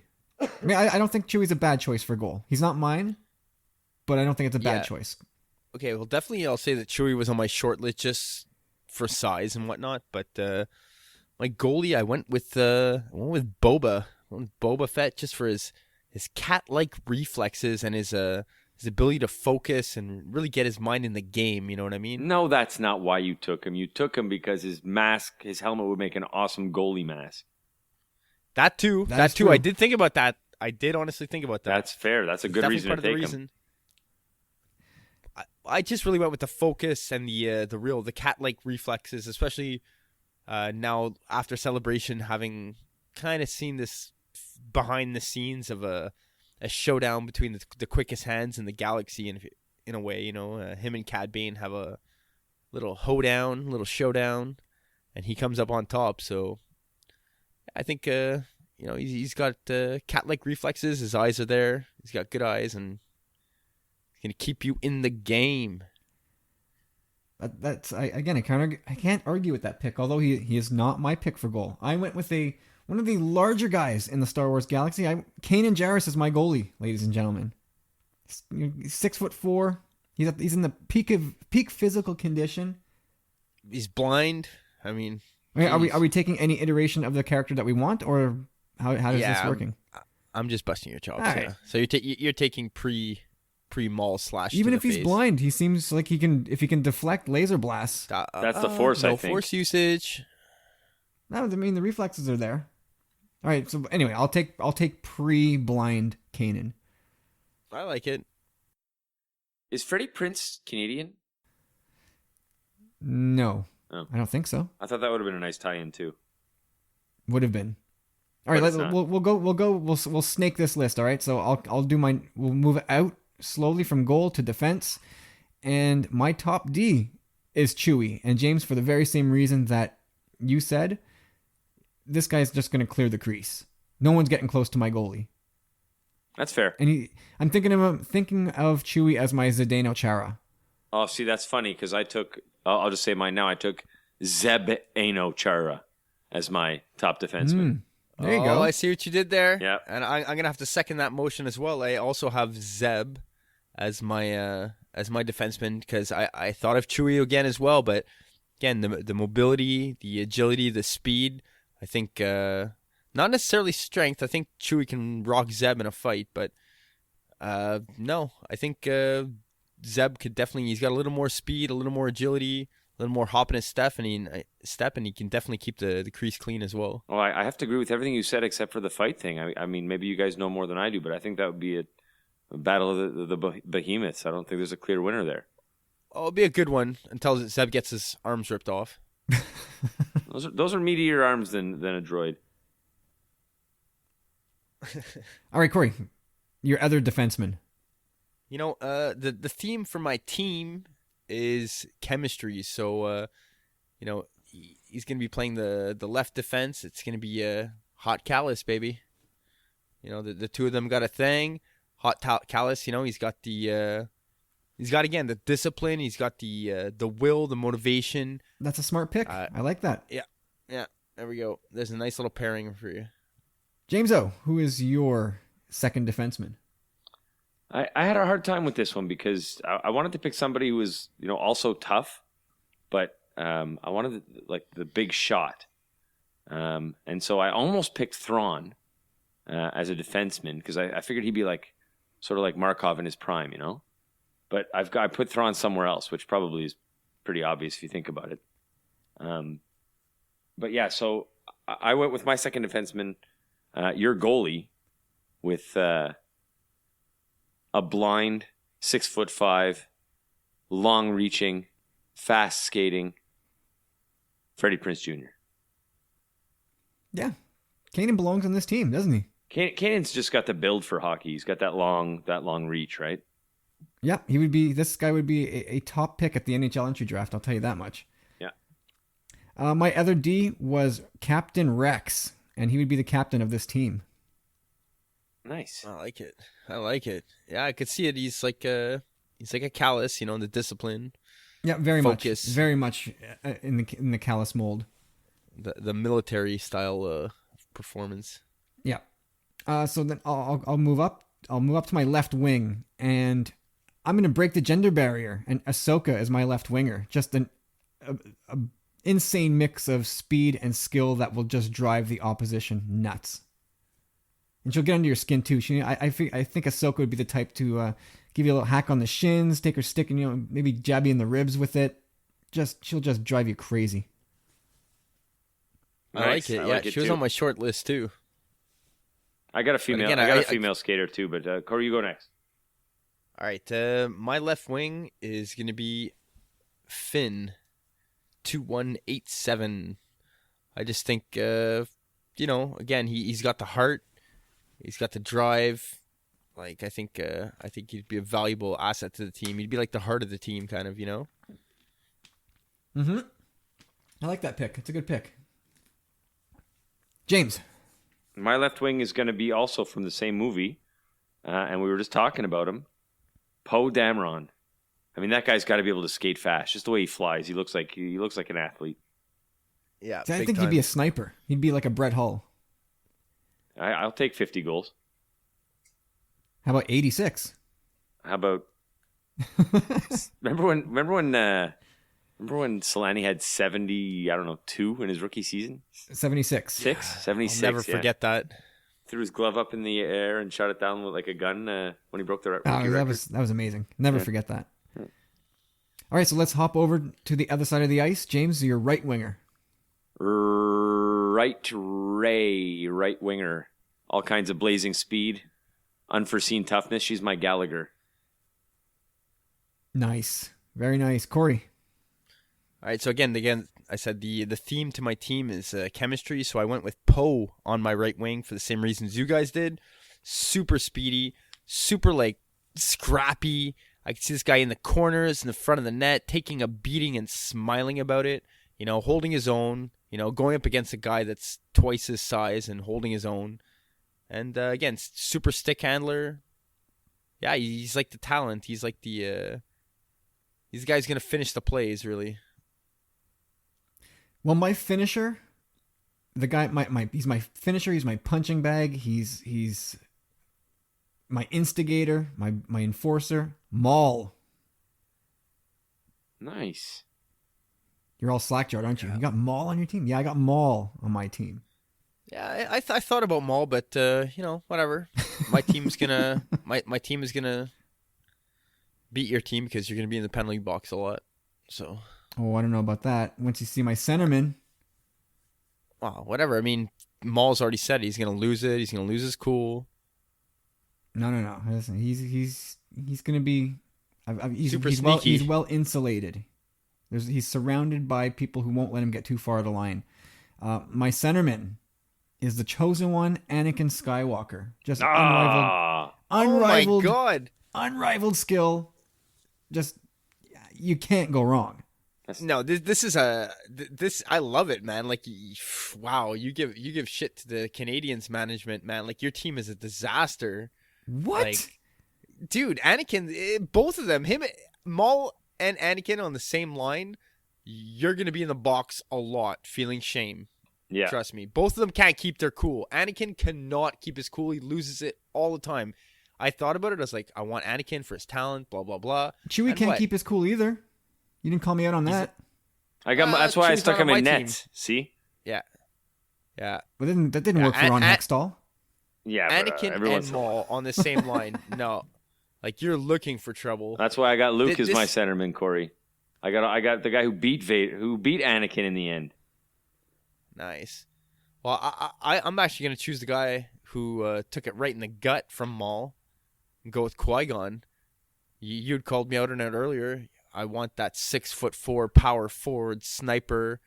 Yeah, he's just a power forward, man. He's my centerman. He's got the build. I just took the lightning reflexes, sort of all in one package. I could see it. Luke. Picture in your head right now, Liam Neeson as Qui-Gon Jinn, just skating, transitioning from forward to backwards skating, and then just plowing someone into the boards. I could see him playing Larry Bird in a movie. Boom. I mean Larry Robinson or Larry Bird, actually. Both. All right, so whose turn is it for centerman? Or have we done it all? I think we did it all. I did centerman. Qui-Gon was my centerman. I got Thrawn behind the bench. Anakin. Me too. I put Thrawn as coach as well. I got Akbar.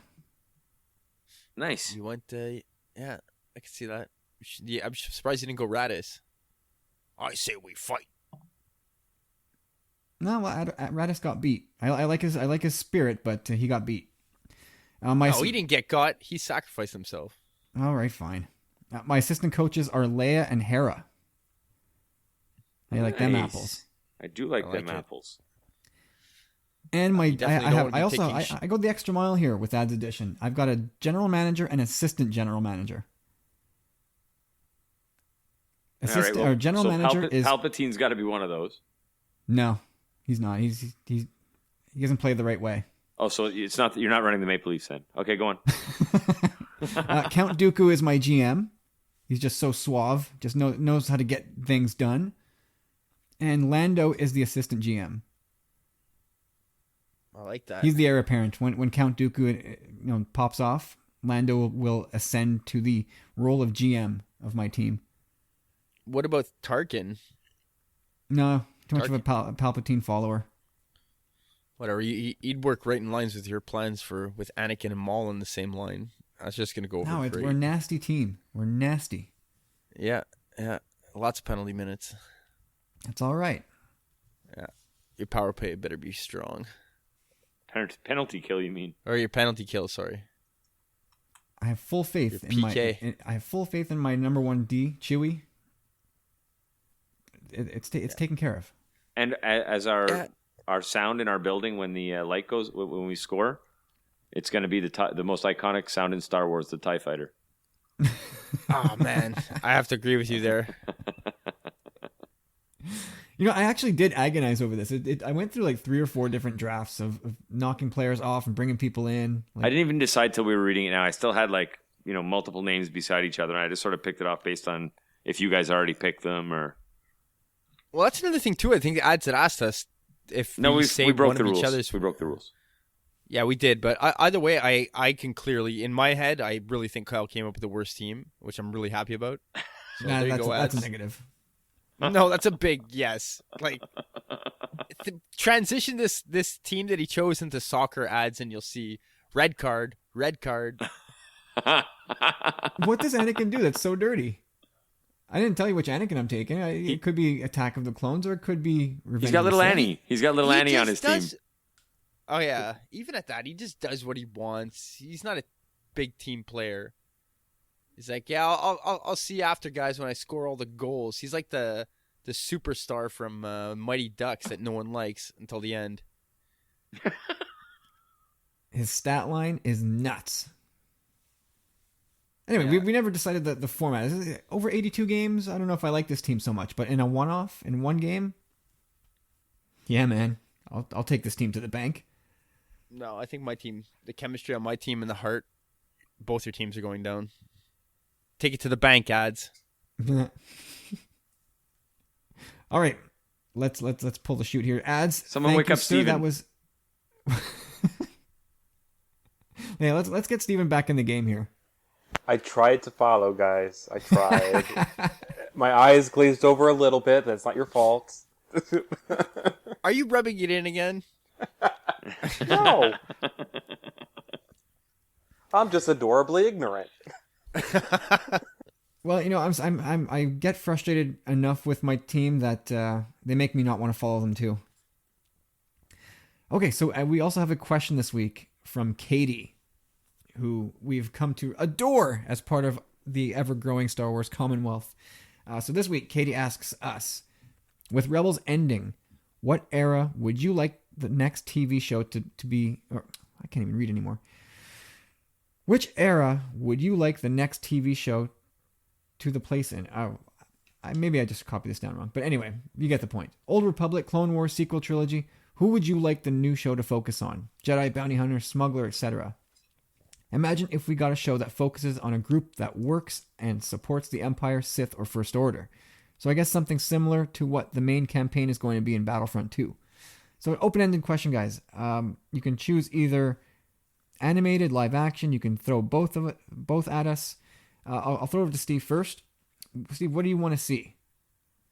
Well, for these kinds of questions, I usually always say the Old Republic. I want to learn more about, or like the origin of the Jedi. I definitely want to learn more about the far, far past. Yeah. But I mean, I definitely feel like there's, they need to fill in the sequel trilogy gap. There's a lot going on there that they've yet to tap into. So something branching 6 and 7 for sure. They're doing that, a little bit here and there. They got the Poe comics, they got some of the books. But we get so much with the main characters already. I definitely want to see more peripheral stuff going on. Visit other parts of the galaxy. So I don't know. It could be comics. It could be the animated show. I'm kind of open. That's fair enough. Corey. Well, I've said it here many times before, Katie, that I would love to see like a live action. You kind of said it.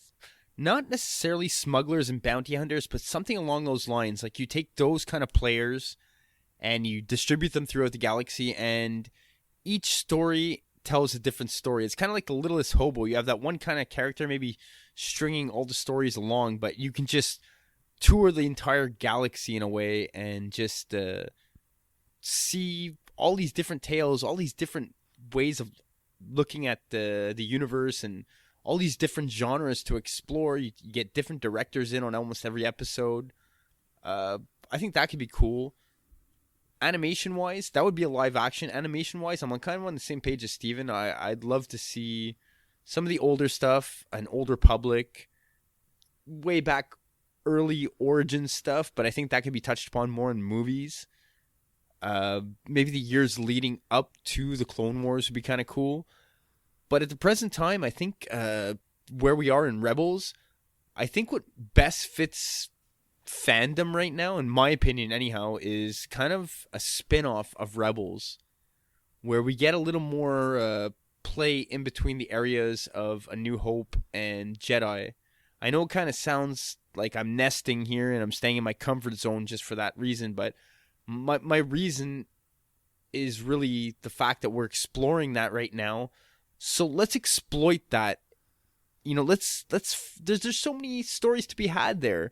You know, it could be the continuation of the Hera and whatever, or Rex, or you can make a multitude of things. But I think there's a lot of heroes, and I think there's a lot of untold stories in that time frame. And seeing as how that they're already dabbling in that right now, why not kind of just go the extra mile, get that out of the way instead of jumping to the future, jumping to the past, coming back to the present with all these, with moving forward, you know, like if we're going to get all these other shows coming out or whatever it is, instead of jumping around so much, let's stay in this time frame a little longer, because again, I think there's a lot of untold stories in that time frame. No, I think it's an idea that has legs. Like, I don't think it's crazy. And I think it's probably an option on the table that they discussed. I think more of Hera probably is something that has been shortlisted as something they might do. Yeah, no, that's not a bad idea. And it's something you said about, and that Steve said as well, is about the Old Republic stuff. I think that anything that relates to one of those large, like a big important era elsewhere that we're not used to, I think that gets established on the big screen first. I mean, I'm not opposed to it. I'm just, in my mind, they don't lay the groundwork for that in an animated show or any show, TV show for that matter. But I have been wrong more than once, so what do I know? But James, what's up your alley? I like the Old Republic stuff, and I don't have a lot to add to what Corey concisely put together in just a few short sentences. I like that he used the Littlest Hobo as his reference to get everybody on the same page. He could have used the Beachcombers or Polka Dot Door or any of our other completely unknown Canadian television series.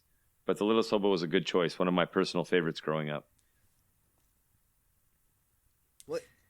Anyway, like her question was part of a two-parter, right? So like the other thing was, how do you guys feel about the Empire point of view in storytelling?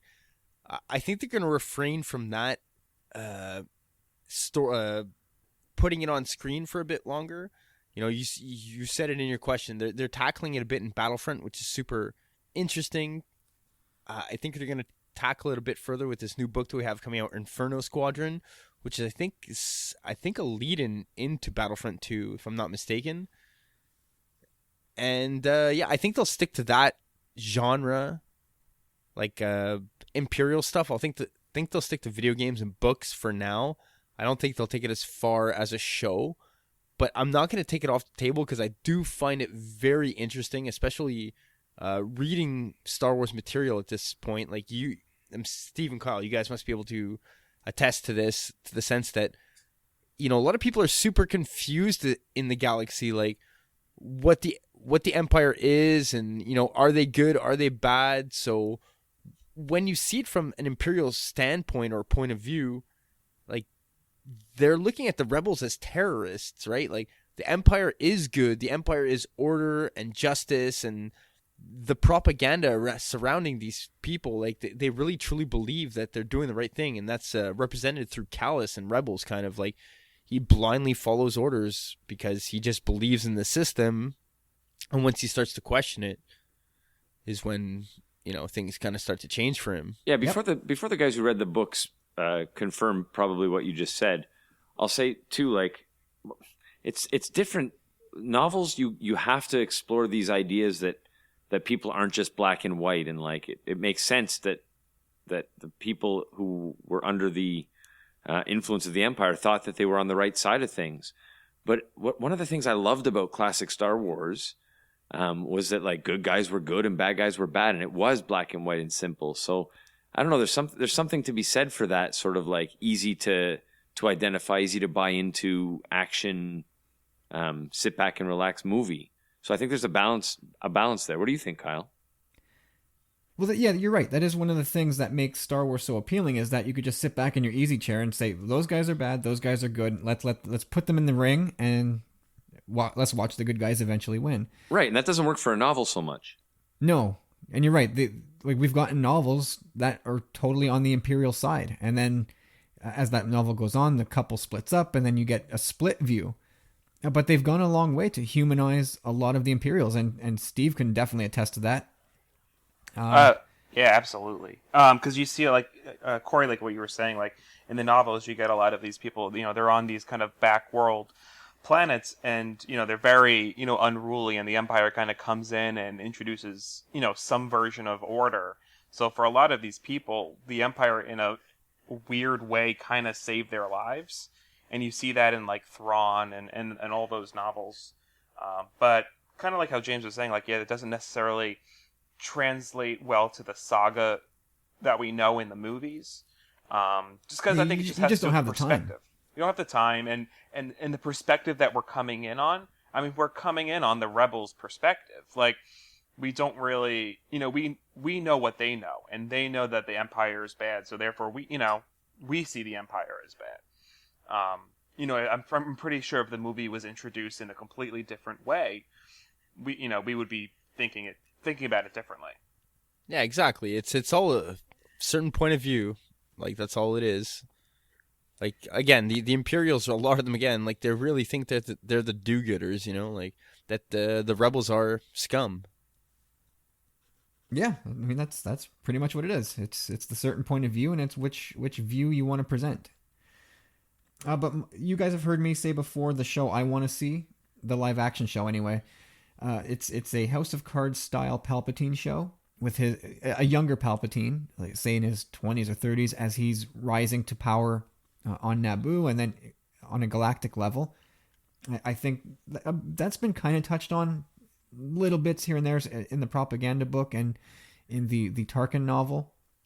But I think that could be really, really well done, especially given the success of House of Cards. That could be really cool. Like, you can get Dooku, you can get Qui-Gon back in the mix. Yeah, I mean, I wouldn't consider it a show that would touch too much on Jedi, although they would be in the background. But yeah, just the political angle in Star Wars, you could really, really sink into it there and go no holds barred.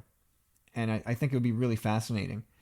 Otherwise, for animated, I would love to see a post Return of the Jedi and animated Luke series.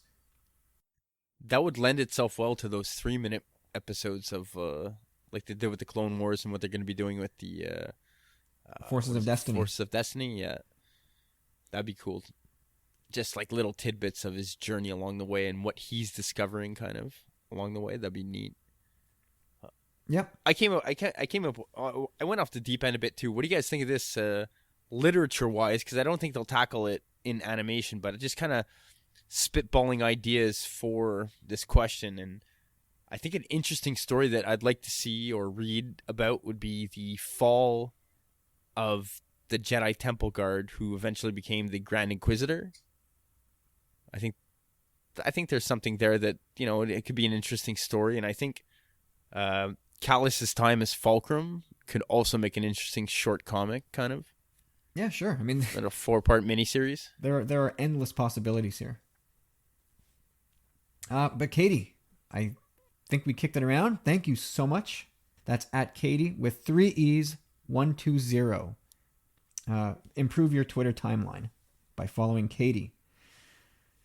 And we'll end the show here with Rob at Talk Star Wars, our great friend over at TSW.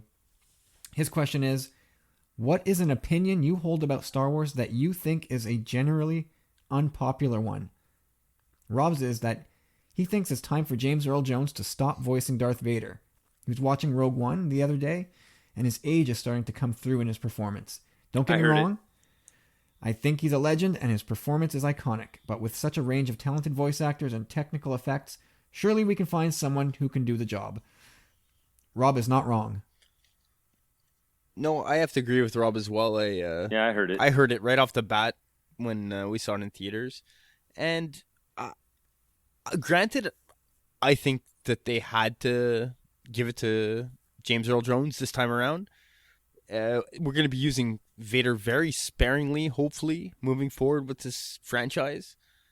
So they gave him one last kick at the can, and I can appreciate that, but I totally get what he's saying, and especially I get what he's saying in the sense that I think I know it's super iconic and whatnot, but I think it could be quite an easy voice to recreate.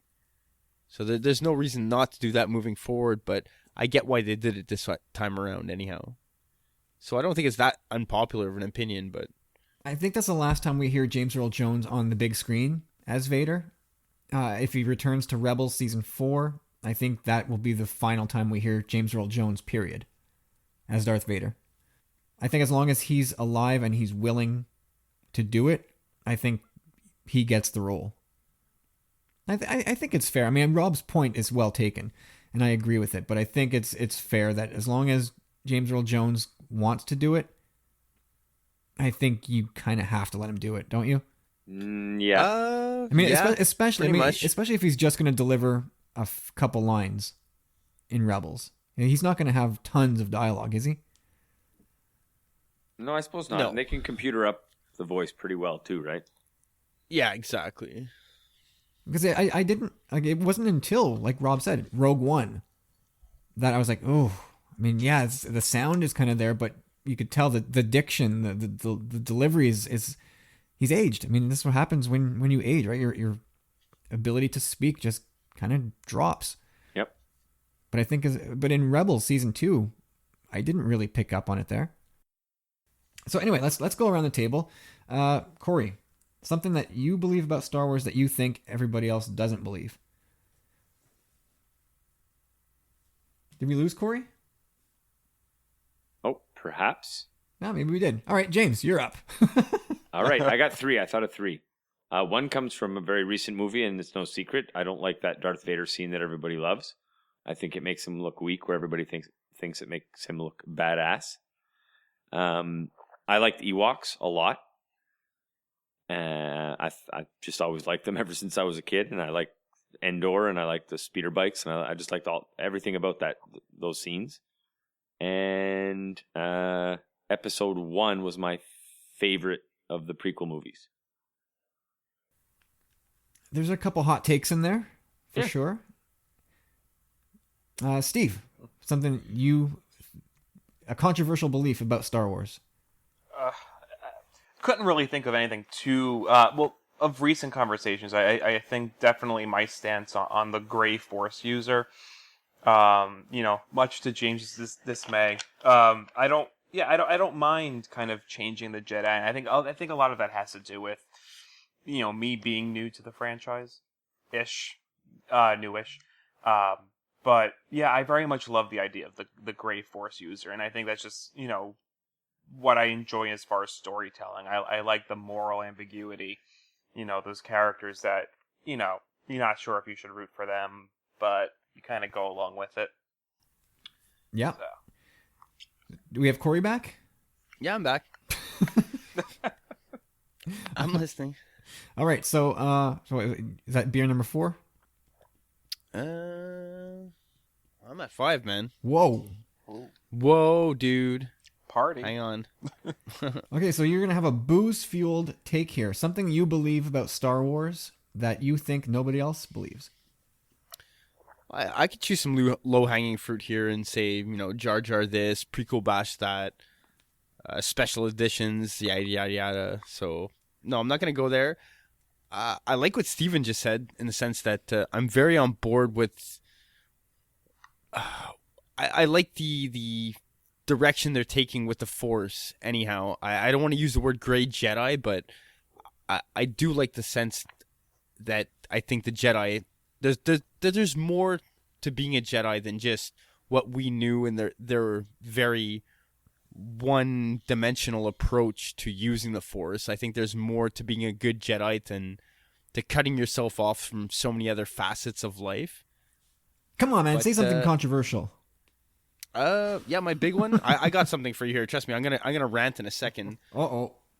My first one, they're very small things. They're very small things, but the second one, they both kind of irk me a little. Anyhow, if anything, okay. So in the original trilogy, Luke and Leia, they're talking about being brother and sister, and Luke says, "Do you remember your mother?" And Leia says, "Yes, I do." Like just brief glimpses and blah blah blah. So after having seen the prequels, I totally, it's still something that's totally lost to fandom, whatever it is. Like, makes no sense. They're given away at birth, so there's no way she remembers unless you attribute it to some weird Force thing that she has, like this, eidetic memory or whatever it is, and she remembers being born. So that kind of always irked me. And that's not controversial. Okay, so how's this one? We haven't touched upon it yet here, Stephen. We've talked about it offline, Kyle and James and I a bit, and this could be controversial because there's so many other things we could talk about. But no, what the hell happened with Kylo's scar? That really kind of irks me a bit. Like, Rian Johnson, first of all, someone called him out and said, "What the hell happened to his scar? How come it's not in the right place?" And he's like, "No, nothing happened. Nothing, I swear." And then probably about 5 tweets later, like, people are like, "Look, like, we're not stupid." Like, and he's like, "Okay, yeah, you're right. I did choose to move it. It's more aesthetically pleasing." What? Aesthetically pleasing? Like, I don't give a shit. Like, seriously. Like, his scar is supposed to look bad. Like, he got disfigured. I get that. Like, it represents the monster that he's become. But now he's been turned into some kind of, like, pretty boy, like, lame ass who has his same cool scar that his granddaddy has. Like, everybody wants that cool scar right across your eye. But, the fact of the matter is... There's the barn burner. Everybody wants that scar. Yeah, well, it just doesn't make sense anymore. I saw what happened in the events of Episode 7. It's not what the story is unless they somehow explain it, which, at this point, you got some explaining to do. Because I don't get it. Like, I just don't get it. Like, give him a reason to wear that mask. Like, he's a monster on the inside. Did that amplify that too much? Like, you want him to look like this super cool, like, tough shit, Like, regardless, like, either way, I saw it. I saw what happened. So the fact that they're changing that really kind of bothers me. Like, Corey, I really hope that Jonas didn't listen to this whole episode or Jonas's mom. I'm really sorry. We're gonna have to Corey's blast been out swearing a blue streak. You're gonna have this to whole edit. Episode. You're gonna have to do some editing, wow. Kyle. I apologize. I'm sorry, Jonas, but that bothers me a bit. Like, well, here, to be I fair, saw what happened. That's a fair point, Corey. But let me say this: most people agree with you, and that does not make it controversial. So, someone explain this question to Corey. Well, no, I saw it on Twitter where people are like, "Oh, I don't see why you should make it like a big deal and blah blah blah." Well, like, oh really? For me, it's like, yeah, like, I'm then again, it's not that big a deal, but I'm putting it out there again because we haven't spoken about it on air, and it bothers me. Like, give this guy a reason to put a mask on his face. Like, he is a monster. Like, whatever it is, okay. Like, I don't care. Like, he had a scar across the bridge of his nose that didn't look good, didn't film well. I don't care. It happened. Deal with it. That's awesome. You do realize it didn't actually happen. It was a makeup choice in the first place. It happened. Maybe Kylo went to Hot Topic and he just wanted to make his scar look nicer. Yeah, something happened. Snoke was just like, "I'm gonna make you look badass. Come back." to the temple or whatever, like I don't get it how it's directly right over his eye now. It's, I get the whole mirror thing in Star Wars and whatnot, but it could have easily been written into episode 7, but the events of episode 7 state otherwise, and to change those events without explaining them and just taking fandom for granted to me is kind of like, no, that doesn't work for me. Really. He had a really great back to Bath. What do you want? So it just rearranged his face, tightened everything up real good. It moved it over a little bit. Who do you blame for this, Corey? That's what I want to know. Like, who's at fault? Say Disney. Say Disney. I think I heard Kyle say Disney first. I didn't say it. I was just duh. I was trying to nudge you. I'm not gonna lie. No, someone's to blame here, and I think I'm gonna blame Ryan Johnson. Well, no, he flat out said no. To me, it looked goofy, so I changed it. Yeah, it looked goofy. I don't care that it looks goofy. That's what happened. Like, I'm not stupid. Like, I'll tell you one thing. Like, to any fan out there listening, if you're ever pulled over by a police officer, there's something not right. Oh, here we go. Okay? Corey's going to give you advice on how to deal with cops. Here a police we go. officer. Be honest with them. Do not take them for idiots. Like, just be honest. That's all I can say. If you waste their time, they're going to make your life, like, not good. If you're honest with them, they'll respect that. And this, I just don't get it. Like, why would you just change it like that just because it didn't look good? Like, it's really not like, it's like 3-4 inches over, man. Wow. Okay, somebody give Corey a cold shower here. He's not going to get to sleep tonight. I told you there was going to be a rant. Yeah, you weren't kidding. All right, well, my unpopular views. Sam Jackson totally miscast as Mace Windu. Totally. Ooh, I love it. I love it. Agree with you. Really? Yeah. Yeah, I totally agree with you. Come on. That was like the worst casting ever. Does everybody agree Every with time that? I saw I mean, not... Okay, fine. We got... Steve, are you going to make it 4 for 4? Yeah, I agree with you. Oh, damn it. Well, at the time, he was the coolest guy ever, right? I mean, Sam Jackson in 1999 or 97 when he was announced he would be part of it. Yeah, I get why they cast him, I don't. I really, every time you look at Sam Jackson, it's Sam Jackson. I think part of the allure to Star Wars is Episode 7's great evidence of this. Oscar Isaac was already an up-and-comer, but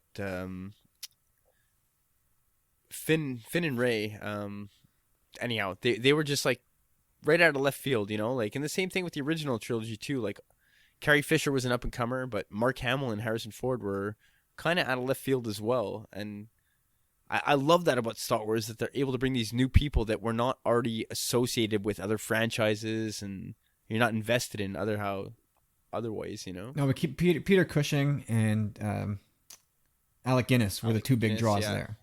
Yeah. I have another couple takes. I have a feeling everyone's going to agree with this one too, but General Grievous sucks. No, I don't totally agree with that. He's not my favorite, but I don't think he sucks. I think he's a terrible gimmicky character. Can't stand him. Gimmicky, yes, but they could have given him more backstory. Like, when he first came out and I first saw him, I was like, this could be cool because, I honestly thought that he was Maul. Like, to me, it should have still been Darth Maul. Darth Maul still should have been a part of that franchise. Yeah, it could have been, like, perfectly. Like, what? He had, like, a lungs, a heart, a spinal cord, and a brain, I think, right? Well, yeah, but then they would have had the whole, the rule of 2, and then where's Count Dooku fit in? They broke the rule of 2 all over the place. Yeah, they kind of... Especially in the Clone Wars, too. Like, Dooku's always looking for another apprentice. Like... And that would have directly contradicted exactly what Yoda said, right? In Phantom Menace, always 2 there are, no more, no less. There's a way to just show Yoda, hey, buddy, where's the smelling salts? You're wrong. All right, I got another one. The special edition ending of Jedi is better than the original. Oh, yes, it is. And boo. It is. Yub nub. It brings it all together better than the original one does. And, no, I like what you're saying there. But here's a couple of Obi-Wan. He dogs it in his fight against Dooku in Attack of the Clones. He takes 2 superficial flesh wounds and is out. He's down for. He's unconscious after 2 superficial wounds. Done. Yeah, I watched that scene the other day, probably about like 2-3 weeks ago. I was just like watching YouTube videos, and that scene was on, and it's so true. It's like he's just laying there, He just like lays kind there of the like entire time. Instead of just like, dude, just crawl out of the way. Don't lay where that stack that Dooku tosses on you could hit you. Just move. Instead, he just lays there like he's been stabbed through the heart. Brutal. And his penchant for bending the truth and manipulating Luke in A New Hope. Not cool. Liar, liar. What did Mark at TSW call Obi-Wan Kenobi?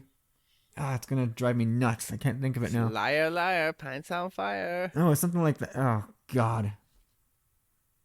You made a really good Pants on Fire Obi-Wan melding of the name. Damn it, it's not going to come to me. But it's there. It exists. Mark owns it. Okay, guys, that is it. Everybody, thank you so much for listening. I want to thank Ads. I want to thank Katie and Rob for the great questions this week. And I want to have a huge thanks to Carlos Candido. Follow him at C Candido Music on Twitter. Check him out on Instagram and Facebook as well. You hear his music every week. And I'm telling you, that as great as that is, the rest is just as good. And yeah, so guys, where can you be found on the Twitter? You know, I'm going to start this off. I'm going to tell you all that you can find me at Chop Rules with a Z. And James O? Yeah, I'm still at Tommy Bombadil 1 on the Twitter machine. And Steve, it was great having you this week, man. And where can people catch up with you on Twitter? They can find me at JoangoFett. Perfect. And I'm at Tumbling Saber on Twitter, Facebook, and Instagram. Come catch up with me there. I'd love to follow you back and talk some Star Wars there. And again, because every show is hopefully somebody's first, if you can spare 2 minutes to head over to iTunes, if you enjoyed this show, just leave us a review and help get this show in front of more listeners, more eyeballs, and help grow the show. And that'll be it, guys. Really enjoyed recording this, guys. I think we did a pretty good job this week, given that there was not a whole lot of news. But stay tuned. We've got a fresh, hot version of Sith Disturbers coming at you later this week. Can't wait to drop that on you. Hope you guys are off having a good start to the week, and we'll catch up with you at the end of it. Bye for now.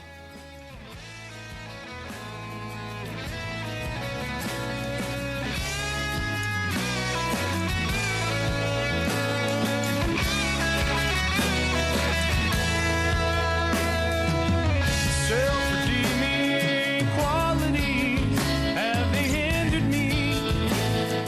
Hindering was I blind to see that you needed me, all of me. Well, you were there for me. I will be there too, watching, listening. Every moment wanting all of you, and I believe I can save you. Just don't let me go, and I can see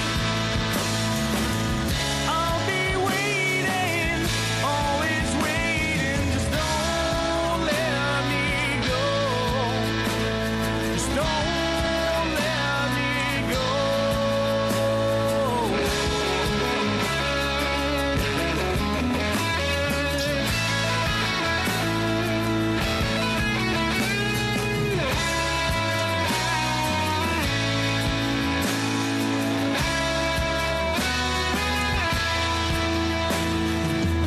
Time goes on and I'm questioning all the things I've seen, crazy things I've seen as I'm watching you. I'm watching you walking away from me. Where